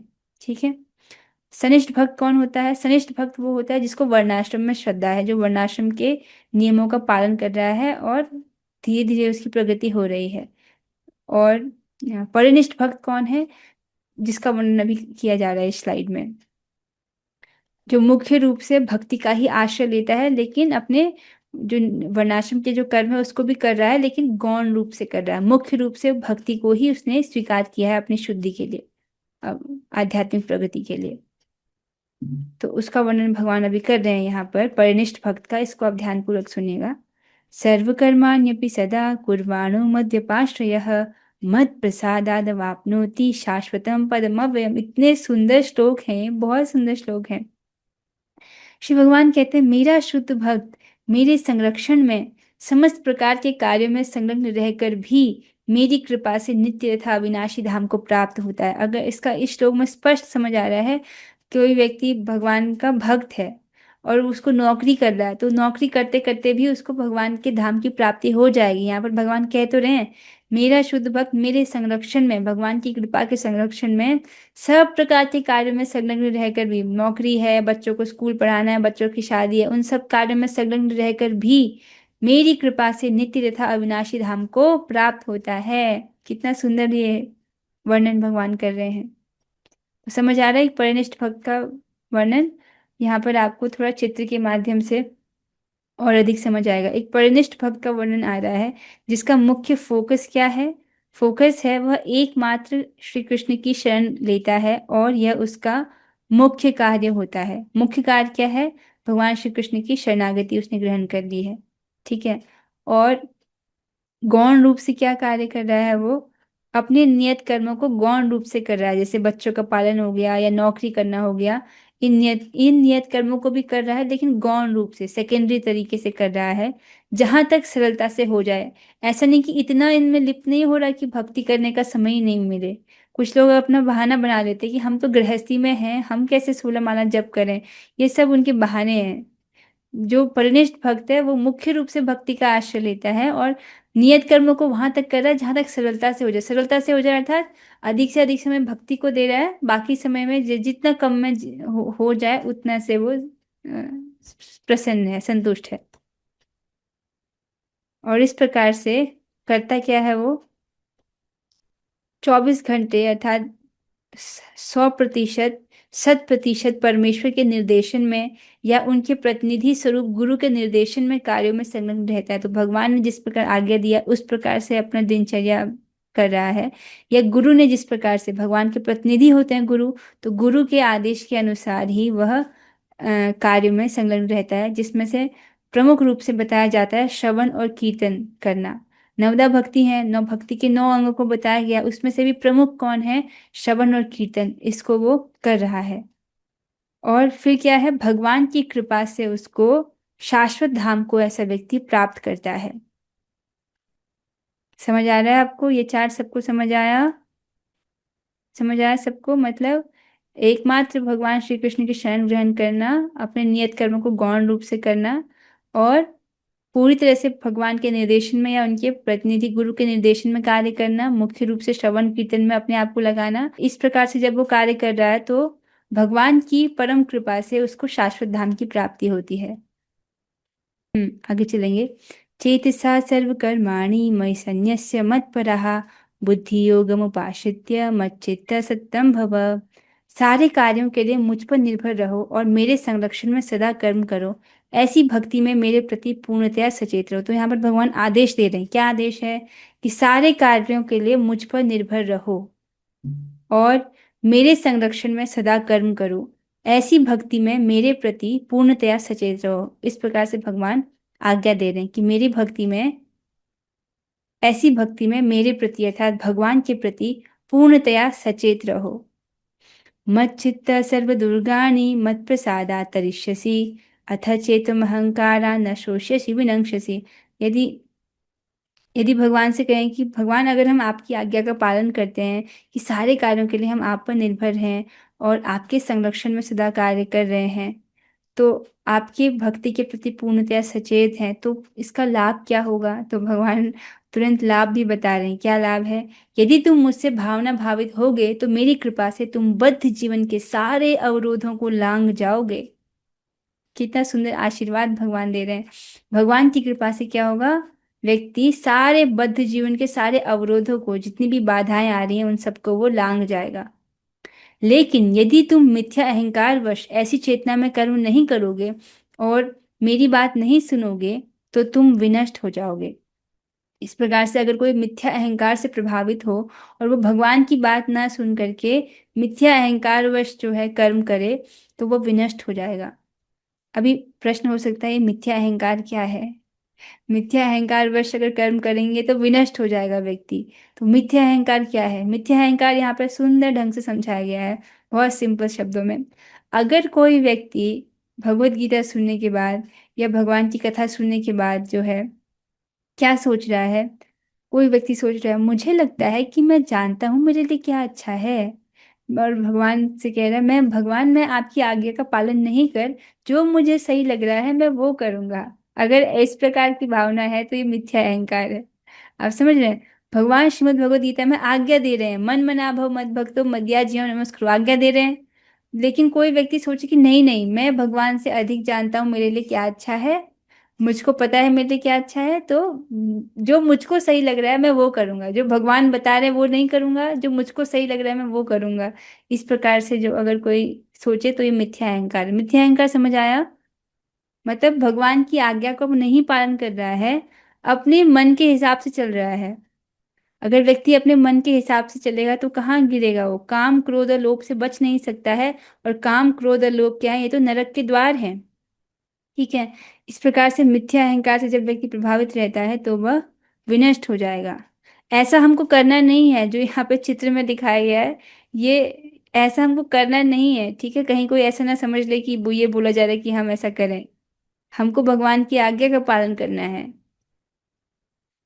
गुरु से शास्त्र से श्रवण कर जो व्यक्ति स्वेच्छा से भगवान की सेवा करने के लिए तत्पर होता है वही गौरवान्वित होता है। कितना सुंदर ढंग से बोल रहा है कि इस जगत में लोग विभिन्न प्रकार के कर्म कर रहे हैं, लेकिन गौरवान्वित किस प्रकार से होंगे, अगर हम गुरु से सुन करके, शास्त्र से श्रवण कर जो व्यक्ति स्वेच्छा से भगवान की सेवा करे, अपनी जो स्वतंत्र इच्छा है उसका सदुपयोग करते हैं, तो वही गौरवान्वित होता है। ठीक है। तो शिल प्रभुपाद जी हमको यहाँ पर कितने सुंदर ढंग से जो है बता रहे हैं। उन्होंने उनके सुंदर ढंग से उनके तात्पर्यों के माध्यम से हमको बहुत कुछ सीखने को मिला। यद अहंकारमाश्रित्य न योत्स्य इति मन्यसे मिथ्येष व्यवसायस्थे प्रकृतिस्त्वां नियोक्ष्यति। मिथ्येष व्यवसायस्थे प्रकृतिस्त्वां नियोक्ष्यति। यदि तुम मेरे निर्देशानुसार कर्म नहीं करते और युद्ध में प्रवृत्त नहीं होते हो तो तुम कुमार्ग पर जाओगे, तुम्हें अपने स्वभाववश युद्ध में लगना पड़ेगा। तो अगर अर्जुन जी को कह रहे हैं कि अगर आप मेरे निर्देशानुसार कर्म नहीं करते हो, भगवान का निर्देश क्या है कि तुम उठो और युद्ध करो। ठीक है। तो फिर भगवान कह रहे हैं तुम कुमार्ग पर चले जाओगे, और लेकिन तुमको अपने स्वभाववश युद्ध में लगना पड़ेगा। मान लीजिए अभी अर्जुन युद्ध नहीं करें, लेकिन बाद में कोई उनको चिढ़ा दे, उनको कुछ गलत शब्द बोल दे, उनकी गांडी धनुष को कुछ गलत बोल दे, तब वो अपना अपमान नहीं सहन कर पाएंगे और फिर से अपना गांडी लेकर के युद्ध करने चले जाएंगे। ठीक है। तो इसलिए भगवान कह रहे हैं कि अगर तुम मेरे निर्देशानुसार कर्म नहीं करते हो, युद्ध में प्रवृत्त नहीं होते हो, तो तुम कुमार्ग पर चले जाओगे। और तुमको अपने स्वभाव के अनुसार, क्योंकि तुम क्षत्रिय स्वभाव के हो, और तुमको युद्ध में लगना पड़ेगा। स्वभावजेन कौन्तेय निबद्धः स्वेन कर्मणा कर्तुं नेच्छसि यन्मोहात् करिष्यस्य वशोऽपि तत्। इस समय तुम मोहवश मेरे निर्देशानुसार कर्म करने से मना कर रहे हो, लेकिन हे कुंती पुत्र, तुम अपने ही स्वभाव से उत्पन्न कर्म द्वारा बाध्य होकर वही सब करोगे। तो यहाँ पर भगवान बता रहे हैं अगर तुम मोहवश होकर के इस समय मेरी जो आज्ञा के अनुसार कर्म नहीं करते हो, तो अगर, हे कुंती पुत्र, लेकिन तुम जो है अपने स्वभाव से उत्पन्न कर्म के द्वारा बाध्य होकर के वही सब करोगे, बाध्य होकर के आगे भी तुमको युद्ध ही करना पड़ जाएगा। इसलिए अभी तुम युद्ध कर लो। इस प्रकार से भगवान अर्जुन जी को समझा रहे हैं। ईश्वर सर्वभूतानां हृदयेशे अर्जुन तिष्ठति भ्रामयन् सर्वभूतानि यंत्रारूढ़ानि मायया। और फिर भगवान वर्णन करते हैं, हे अर्जुन, परमेश्वर प्रत्येक जीव के हृदय में स्थित हैं और भौतिक शक्ति से निर्मित यंत्र में सवार की भांति बैठे समस्त जीवों को अपनी माया से घुमा रहे हैं। तो यहाँ पर भगवान वर्णन कर रहे हैं कि कैसे परमात्मा जो है प्रत्येक जीव के हृदय में स्थित हैं और अपनी माया के द्वारा सभी जीवों को घुमा रहे हैं। अब यहाँ पर इस श्लोक को जो है कभी कभी भक्त ठीक से नहीं समझ पाते हैं। तो क्या इसका अर्थ ये है कि जो व्यक्ति है परमात्मा उससे ही कभी अच्छे कर्म कराते हैं और कभी बुरे कर्म कराते हैं? क्या ऐसा है क्या कि हृदय में बैठे परमात्मा जो हैं वह व्यक्ति को इस प्रकार से कंट्रोल करके यंत्र की तरह नियंत्रित करके कभी अच्छे कर्म कराते हैं कभी बुरे कर्म कराते हैं? क्या ये सत्य बात है? नहीं, ऐसा नहीं है। परमात्मा जीवात्मा को अच्छे कर्म बुरे कर्म के लिए प्रेरित नहीं करते हैं। यह विचार सर्वथा भ्रांत है। भगवान इस प्रकार से कंट्रोल नहीं करते हैं जीव को। यंत्र रूढ़ानी का तात्पर्य ठीक से समझना होगा। ठीक से क्या है इसका अर्थ? परमात्मा अपनी परमात्मा इस प्रकार से नियंत्रण नहीं करते हैं जिस प्रकार से इस चित्र में दिखाया जा रहा है। ठीक है। इसलिए यहाँ पे क्रॉस लगाया हुआ है कि ऐसा नहीं समझना चाहिए कि परमात्मा जो है इस प्रकार कठपुतली की तरह नचा रहे हैं जीव को, कभी अच्छे कर्म करवा रहे हैं कभी बुरे कर्म। ऐसा नहीं है। ठीक है। वास्तव में क्या है, यहाँ ईश्वर साक्षात रूप में बद्ध जीवों को कर्मों में परिचालित नहीं करते हैं। तो साक्षात रूप में भगवान उनको जो है कर्म में परिचालित नहीं करते हैं। होता कैसे है, जो माया है, बहिरंगा शक्ति, जो माया शक्ति है वो रजोगुण सतोगुण और तमोगुण के द्वारा जीव को बांधे रखती है। तभी ये गुण का मतलब होता है रस्सी। तो इन तीन रस्सियों के द्वारा जीवात्मा जो है वो बंधा हुआ रहता है। तो माया इस प्रकार से जीवात्मा को गुणों के द्वारा नचाती है, सतोगुण रजोगुण तमोगुण। इसीलिए व्यक्ति को क्या करना चाहिए, अपनी इंद्रियों से भगवान की सेवा करनी चाहिए। अगर अपनी इंद्रियों से हम स्वेच्छा पूर्वक भगवान की सेवा नहीं कर रहे हैं तो माया हमको इस प्रकार से रजोगुण सतोगुण तमोगुण के द्वारा नचा करके किसी इंद्रिय तृप्ति वाले कार्य में प्रयोजित कर देती है। ये समझना होगा कि इच्छा तो जीवात्मा की ही होती है।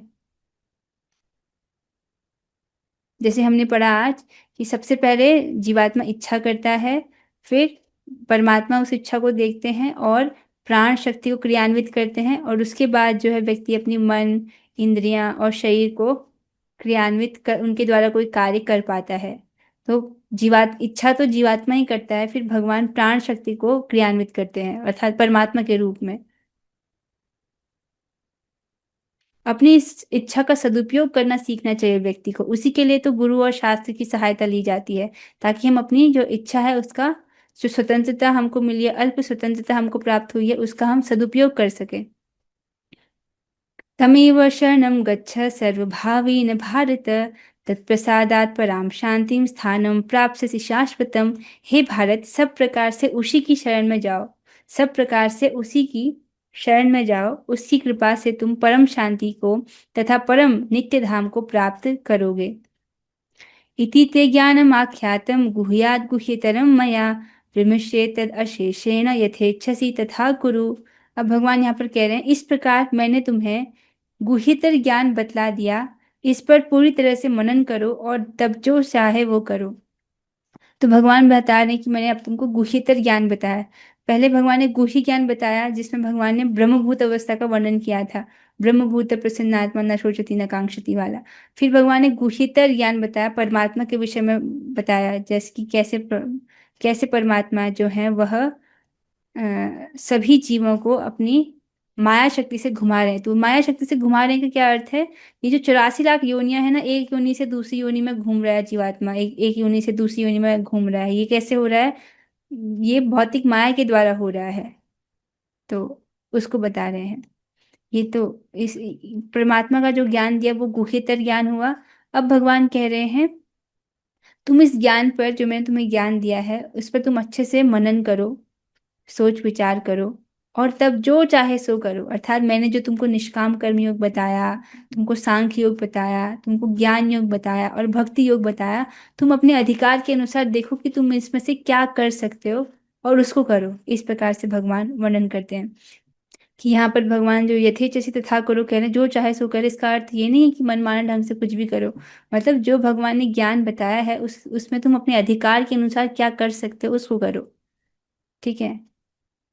अब भगवान ने यहाँ पर ज्ञान दिया, लेकिन 64वें श्लोक में अर्जुन जी कुछ नहीं बोल रहे हैं। इसका मतलब वो भगवान के ज्ञान को श्रवण तो कर रहे हैं, लेकिन वो एक निष्कर्ष पर नहीं पहुंच पाए।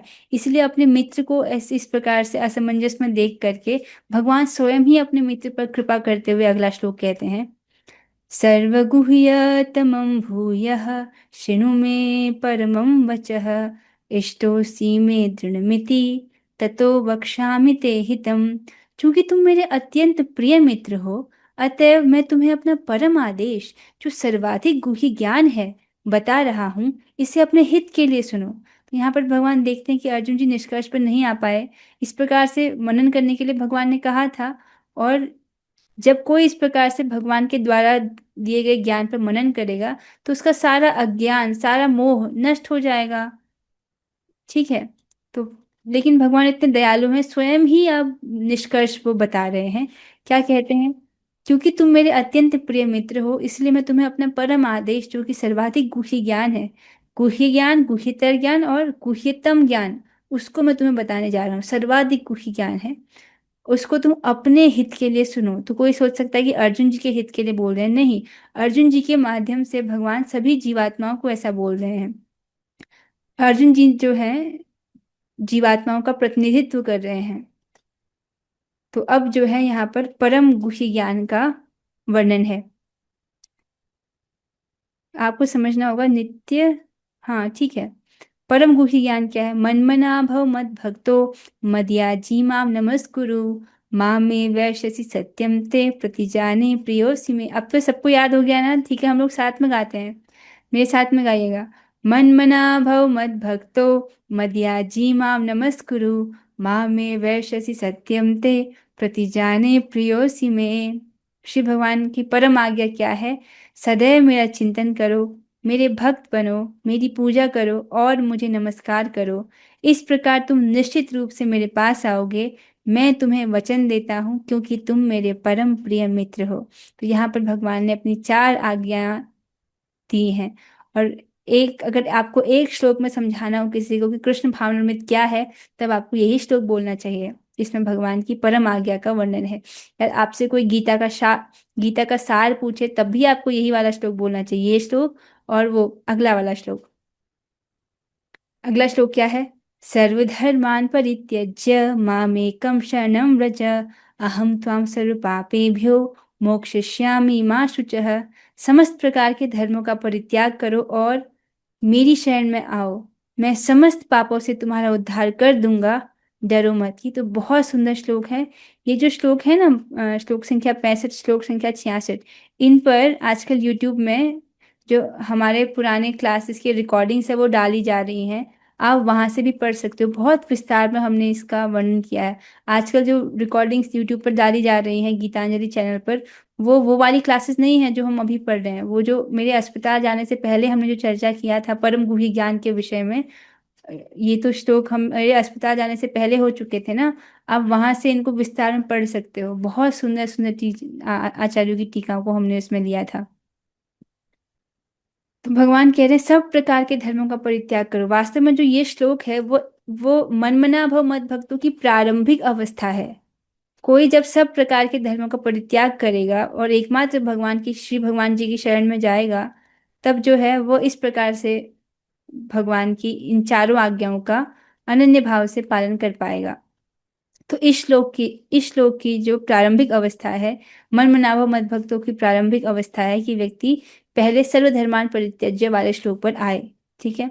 तो भगवान कह रहे हैं सब प्रकार के धर्मों का परित्याग करो। पहली लाइन तो यही है, सब प्रकार के धर्मों का परित्याग करो। ठीक है, तो त्यागना क्या है ये स्पष्ट होना चाहिए हर किसी को। क्या त्यागो? वर्णाश्रम धर्म का त्याग, कर्म योग का त्याग, कर्म योग भी नहीं करना, ज्ञान योग का त्याग, ज्ञान योग भी नहीं करना, अष्टांग योग का त्याग, अष्टांग योग का वर्णन किया था भगवान ने, समझाया, वो भी नहीं करना। जैसे सुचित्रा माता जी ने बहुत रिसेंटली ज्वाइन किया है, क्लास में है वो अभी। हाँ, सुचित्रा माता जी ने अभी हाल ही में ज्वाइन किया है। तो उनको दुख हो रहा था कि मैं पहले की चीजें नहीं पढ़ पाई। तो देखिए माता जी, आप चिंता मत कीजिए, भगवान स्वयं कह रहे हैं कि जो कर्मयोग मैंने पढ़ाया तुम उसका त्याग करो, ज्ञान योग पढ़ाया था उसका त्याग करो, अष्टांग योग पढ़ाया था उसका त्याग करो। तो आपको चिंता करने की जरूरत नहीं है। आप बस वो मन मना भव मत भक्तो और ये सर्वधर्मान परित्यज्य, ये दो श्लोक अच्छे से आप सीख लीजिए, आपको पूरा गीता सार जो है ठीक से समझ आ जाएगा। अष्टांग योग का त्याग करो और दूसरे देवी देवताओं की उपासना का परित्याग करो। तो ये अनन्य भक्ति में यही तो आता है कि एकमात्र भगवान श्री कृष्ण की शरण ग्रहण करना, अन्य देवी देवताओं की उपासना नहीं करना। हाँ, अगर वो भक्त रूप में उनका सम्मान किया जाता है, ठीक है। ऐसा नहीं समझना चाहिए कि हाँ ऐसा बोल दिया तो हमको देवताओं का अपमान करना चाहिए, नहीं। देवताओं का पूर्ण सम्मान होना चाहिए, उनको प्रणाम करना चाहिए। लेकिन जब दूसरे देवी देवताओं का प्रसाद अगर आपको कोई दे तो उसको एक एक वैष्णव स्वीकार नहीं करता है।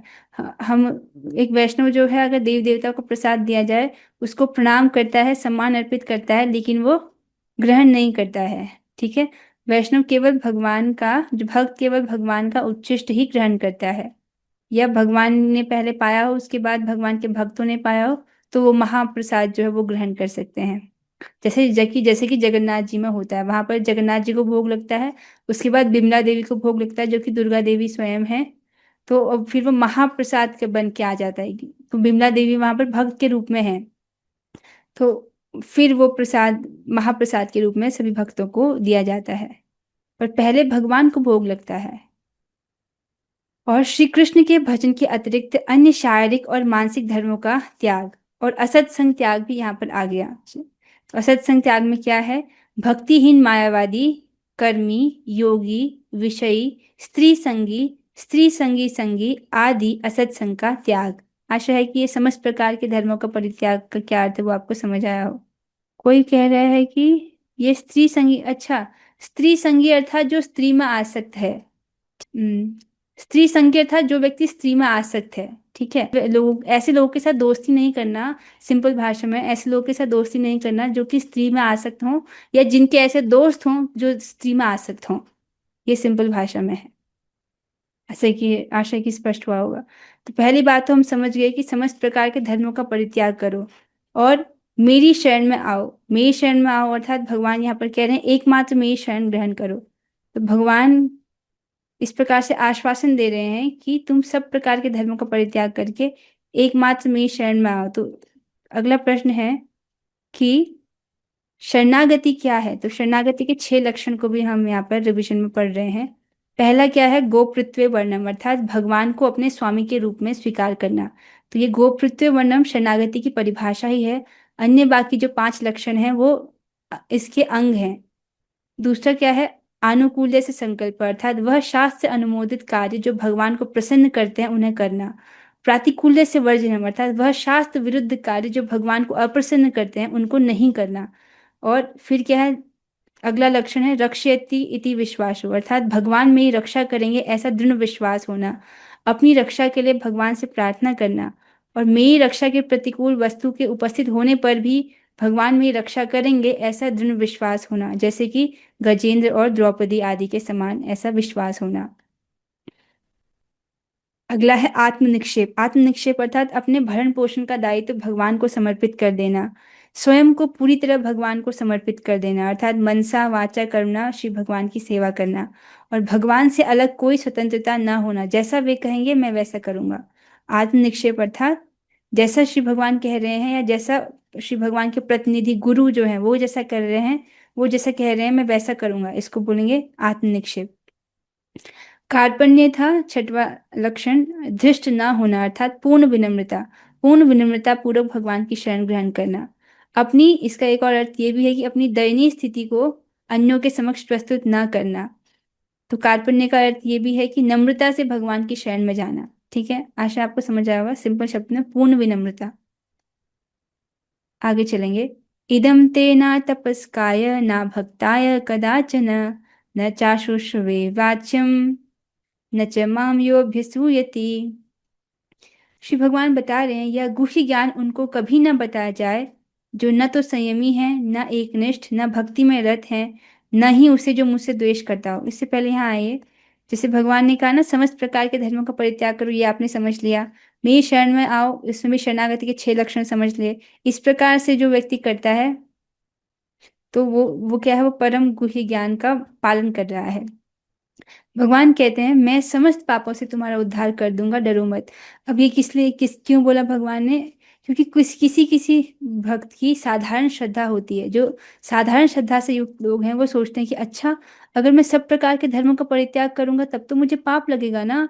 जैसे मान लो कोई देवी देवता की उपासना कर रहा है, मान लो कोई शिव जी की उपासना कर रहा है। ठीक है, अब अचानक से उसको ये सर्वधर्मान परित्यज्य वाला श्लोक समझ आ रहा है क्लास में, वो गीता क्लास अटेंड कर रहा है, कर रही है। तो उनको लगेगा कि अगर मैं शिव जी की उपासना छोड़ दूंगी क्या होगा, हो सकता है मुझे पाप लग जाए। लेकिन भगवान कह रहे हैं यहाँ पर मैं तुम्हें समस्त पापों से उद्धार कर दूंगा। तो ये जो साधारण श्रद्धा जो होती है उसके लिए भगवान ऐसा कर रहे हैं, वरना विशेष रूप तौर से भक्त तो समझता ही है कि एकमात्र भगवान की शरण ग्रहण करने से बाकी सब देवी देवता संतुष्ट हो जाते हैं, अलग से उनको संतुष्ट करने का के लिए कोई प्रयास नहीं करना पड़ता है। ठीक है, और लास्ट में भगवान कहते हैं डरो मत, मत झिझको, मत संकोच करो, इस प्रकार से आश्वासन दे रहे हैं। तो ये जो 2 श्लोक हैं 65 और 66, ये पूरी भगवत गीता का सार है और परम गुह्य ज्ञान है। आशा है कि ये 2 श्लोक आपको अच्छे से समझ आ गए होंगे। नहीं आए हो तो आप रिकॉर्डिंग्स क्लास रिकॉर्डिंग सुन लेना, आजकल गीतांजलि चैनल पर वही वीडियोज अपलोड की जा रही हैं। ये श्लोक संख्या 65 और श्लोक संख्या 66, क्योंकि यूट्यूब का जो स्केड्यूल है वो हमारी क्लास के स्केड्यूल से थोड़ा पीछे चल रहा है। अभी लगभग 1 हफ्ता पीछे चल रहा है। तो अब भगवान कहते हैं यह गुह्य ज्ञान जो मैंने तुमको अभी दिया उसको कभी नहीं बताया जाए जो न तो संयमी अर्थात जो इंद्रिय संयम नहीं करते हैं, ऐसे लोगों को नहीं बताना चाहिए। जो एकनिष्ठ नहीं है, जो भक्ति में रत नहीं है, न ही उससे जो मुझसे द्वेष करता हो। जो भगवान का द्वेषी है उस व्यक्ति को ये ज्ञान नहीं दिया जाना चाहिए। या या आप किसी व्यक्ति को दे रहे हो ज्ञान, उसको भगवान में तो श्रद्धा है, लेकिन आप में श्रद्धा नहीं है, आपके प्रति आदर बुद्धि नहीं है, तो उस व्यक्ति को भी ज्ञान नहीं देना चाहिए। यहाँ पर वर्णन आता है कि ये जो ज्ञान है ये योग्य व्यक्ति को ही दिया जाना चाहिए। यहाँ पर एक उदाहरण दिया गया है। एक बार देवताओं के अधिपति इंद्र तथा असुरों के प्रधान विरोचन ब्रह्मा, मतलब एक बार जो है इंद्रदेव जी गए थे देवताओं की तरफ से, और विरोचन गए थे असुरों की तरफ से, ये आत्मज्ञान के बारे में सीखने के लिए गए। तो 32 साल तक ब्रह्मा जी के आश्रम में रुकने के बाद ब्रह्मा जी ने ये ज्ञान दिया कि आत्मा वही है जिसको तुम दर्पण में देखते हो। तो विरोचन जी इस उत्तर से संतुष्ट होकर चले गए और उन्होंने असुरों को यही बताया कि आत्मा जो है ये शरीर है, तुम शरीर का पालन पोषण करो, इसको सुंदर ढंग से सजाओ रखो, यही जो है आत्मज्ञान है। इस प्रकार से वो अज्ञान में ही रह गए। लेकिन इंद्रदेव जी इस उत्तर से संतुष्ट नहीं रहते हैं, वो 101 वर्ष तक ब्रह्मा जी के आश्रम में तपस्या करते हैं, और फिर ब्रह्मा जी उनको वास्तविक ज्ञान प्रदान करते हैं कि आत्मा जो है ये शरीर नहीं है, वो नहीं है जिसको तुम स्वप्न में देखते हो, ये तो अविनाशी है। आत्मा के गुणों का वर्णन करते हैं, तब वो उनको वास्तव में आत्मा तत्व का ज्ञान होता है। ठीक है। इससे समझ आता है कि जो अयोग्य व्यक्ति है, जैसे इस केस में विरोचन जी से, उनको बता भी दिया जाए तो वो समझ नहीं पाएंगे, इसलिए योग्य व्यक्ति को ज्ञान दिया जाना चाहिए। प्रभुपाद जी वर्णन करते हैं, कम से कम व्यक्ति इतना तो स्वीकार करे कि श्री कृष्ण भगवान है, तभी उसके बाद इतना जो स्वीकार कर रहा है उसको फिर ये ज्ञान देना है। जैसे प्रभुपाद जी जब पाश्चात्य देशों में गए थे, उन्होंने सभी, पहले से वहां भक्त थोड़ी थे, उनको तो भगवान ने, उन्होंने जीरो से भक्त बनाया है ना। कम से कम व्यक्ति स्वीकार करे कि श्री कृष्ण ही भगवान है, पूर्ण पुरुषोत्तम भगवान है, उसके बाद उनको ज्ञान दिया जा सकता है।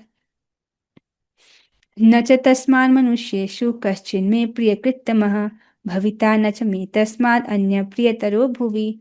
इस संसार में उसकी अपेक्षा कोई अन्य सेवक न तो मुझे अधिक प्रिय है और न कभी होगा। किसकी अपेक्षा? जो भगवान, जो इस गीता शास्त्र के बारे में उनके भक्तों को बताता है, उसकी अपेक्षा भगवान को न तो कोई सेवक अधिक प्रिय है और न कभी होगा। अध्यक्ष्यते च य इमं धर्म्यं संवादमावयोः ज्ञानयज्ञेन तेनाहम् इष्टस्यामिति मे मतिः। हाँ, ये वाला श्लोक तो रह ही गया। श्लोक संख्या 68। य इदं परमं गुह्यं मद्भक्तेष्वभिधास्यति भक्तिमयि परां कृत्वा मामे वैश्यत्य संशय। जो व्यक्ति भक्तों को यह परम रहस्य बताता है, वह शुद्ध भक्ति को प्राप्त करेगा और अंत में वह मेरे पास वापस आएगा।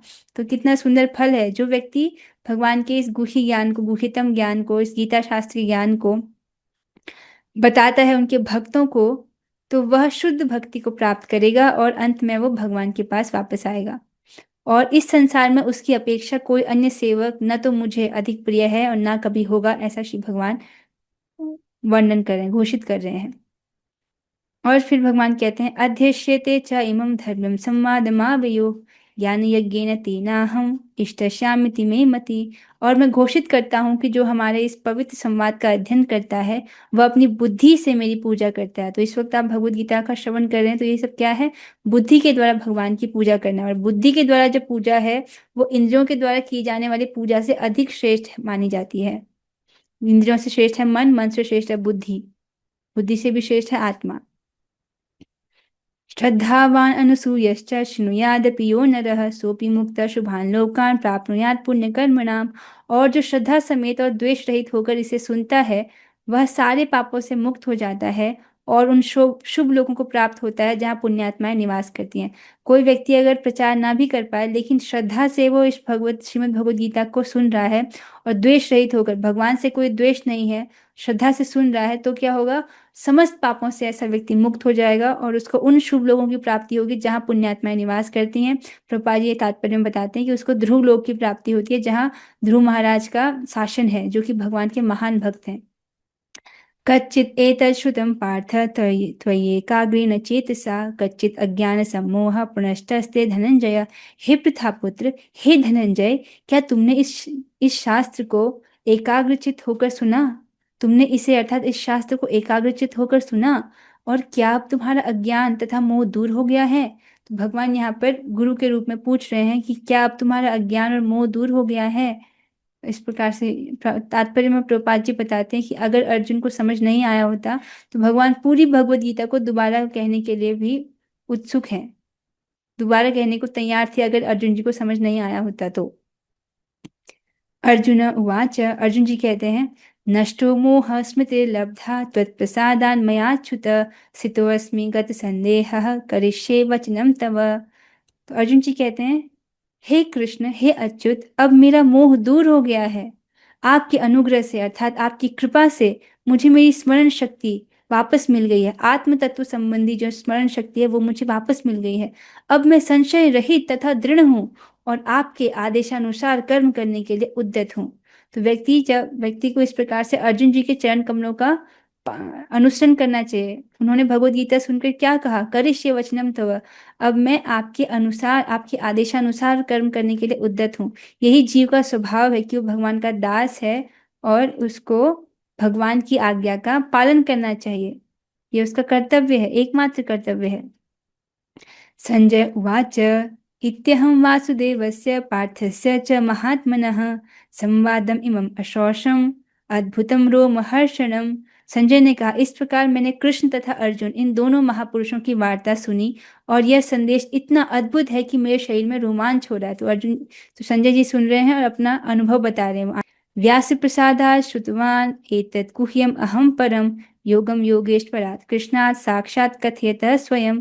व्यास की कृपा से मैंने ये परम गुह्य बातें साक्षात योगेश्वर कृष्ण के मुख से अर्जुन के प्रति कही जाती हुई सुनी। तो व्यासदेव जी ने संजय जी को दिव्य दृष्टि प्रदान की थी, जिसके द्वारा वे साक्षात इस पूरे भगवत गीता को साक्षात लाइव टेलीकास्ट वो देख पा रहे थे।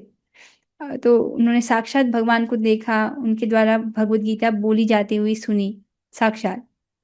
राजन् संस्मृत्य संस्मृत्य संवादम् इमम् अद्भुतं केशवार्जुनयो पुण्यं हृष्यामि च मुहुर्मुहुः। हे राजन, जब मैं कृष्ण तथा अर्जुन के मध्य हुई इस आश्चर्यजनक तथा पवित्र वार्ता का बारंबार स्मरण करता हूँ तो प्रतिक्षण आह्लाद से गदगद हो उठता हूँ। तो वो कह रहे हैं, मैं जब इसका स्मरण करता हूँ प्रतिक्षण क्या हो रहा है, आनंद से, आह्लाद से मैं गदगद हो रहा हूँ। और फिर कहते हैं, तच्च संस्मृत्य संस्मृत्य रूपम अत्यद्भुतम हरे विस्मयो में महान राजन हृष्यामि च पुनः पुनः। फिर कहते हैं, हे राजन, किसको कह रहे हैं राजन, धृतराष्ट्र को कह रहे हैं। धृतराष्ट्र से संजय बोल रहे हैं कि भगवान कृष्ण के अद्भुत रूप का स्मरण करते ही मैं अधिकाधिक आश्चर्यचकित होता हूँ और पुनः पुनः हर्षित होता हूँ। तात्पर्य में श्री प्रभुपाद जी बताते हैं कि ऐसा प्रतीत होता है कि भगवान श्री कृष्ण ने जो विराट रूप दिखाया था उसको संजय जी भी देख पाए थे और अर्जुन जी के साथ साथ कुछ और भक्त भी उसको देख पाए थे और व्यासदेव जी भी उनमें से एक हैं। तो इस प्रकार से संजय जी वर्णन कर रहे हैं कि जब मैं इस प्रकार से भगवान श्री कृष्ण के अद्भुत रूप का स्मरण कर रहा हूँ तो अधिकाधिक आश्चर्यचकित होता हूँ और पुनः पुनः हर्षित होता हूँ। अब वे अंत में निष्कर्ष बताते हैं, जैसे कि धृतराष्ट्र जी ने इस संपूर्ण गीता शास्त्र के शुरुआत में प्रश्न पूछा था ना कि धर्म क्षेत्रे कुरुक्षेत्रे समवेतायुत्सव मामका पांडवाश्चैव किमकुर्वत संजय। तो ये धर्म क्षेत्र कुरुक्षेत्र में मेरे और पांडवों के पुत्र ने क्या किया, इस प्रकार से पूछा ना।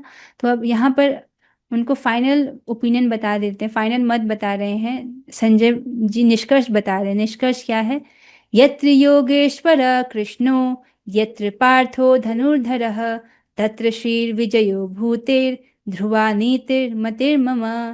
जहाँ योगेश्वर कृष्ण हैं और जहाँ परम धनुर्धर अर्जुन हैं वहीं ऐश्वर्य, विजय, अलौकिक शक्ति तथा नीति भी निश्चित रूप से रहती है, ऐसा मेरा मत है। अर्थात विजय तो उन्हीं के पक्ष में है जहाँ पर भगवान श्री कृष्ण और परम धनुर्धर अर्जुन है। तो इस प्रकार से वो बता रहे हैं कि जीत तो किसकी होगी, युधिष्ठिर के पक्ष की जीत होगी, क्योंकि वहां पर भगवान श्री कृष्ण है और धनुर्धारी अर्जुन है, उनकी विजय होगी, उन्हीं को ऐश्वर्य की प्राप्ति होगी और नीति भी वहां पर स्थायी रूप से रहेगी।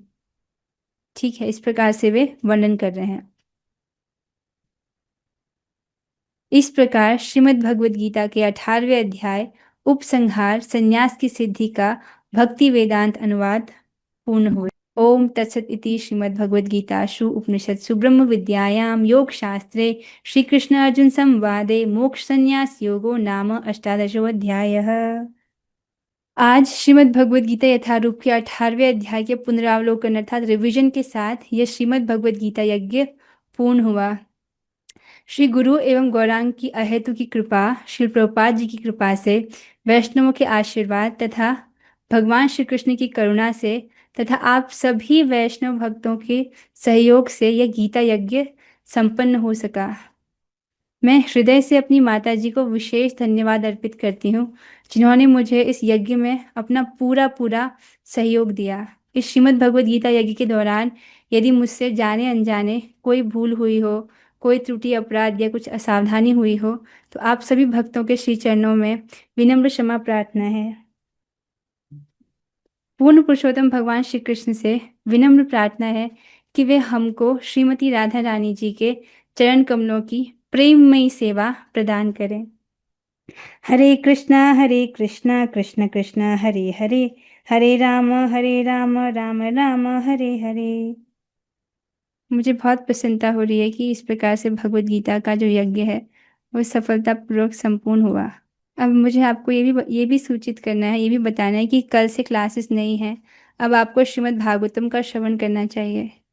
पहले श्रीमद् भगवद गीता, फिर श्रीमद् भागवतम, फिर श्री चैतन्य चरितामृत।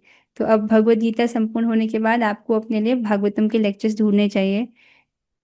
एक भक्त ने मेरे साथ एक फोटो शेयर किया था, सुचित्रा माता जी ने शेयर किया था। वो बता रही थी कि कहीं पर इस्कॉन की किसी सेंटर में श्रीमद् भागवतम का अध्ययन हो रहा है, जिसमें वो प्रथम स्कंद से पढ़ रहे हैं। यदि आप लोग इच्छुक हो तो वो ज्वाइन कर सकते हो। ये जो फोटो है ये Bhagavad Gita sincere study group में, भगवद गीता सिंसियर स्टूडेंट वाले ग्रुप में ऐड कर दिया है। ठीक है।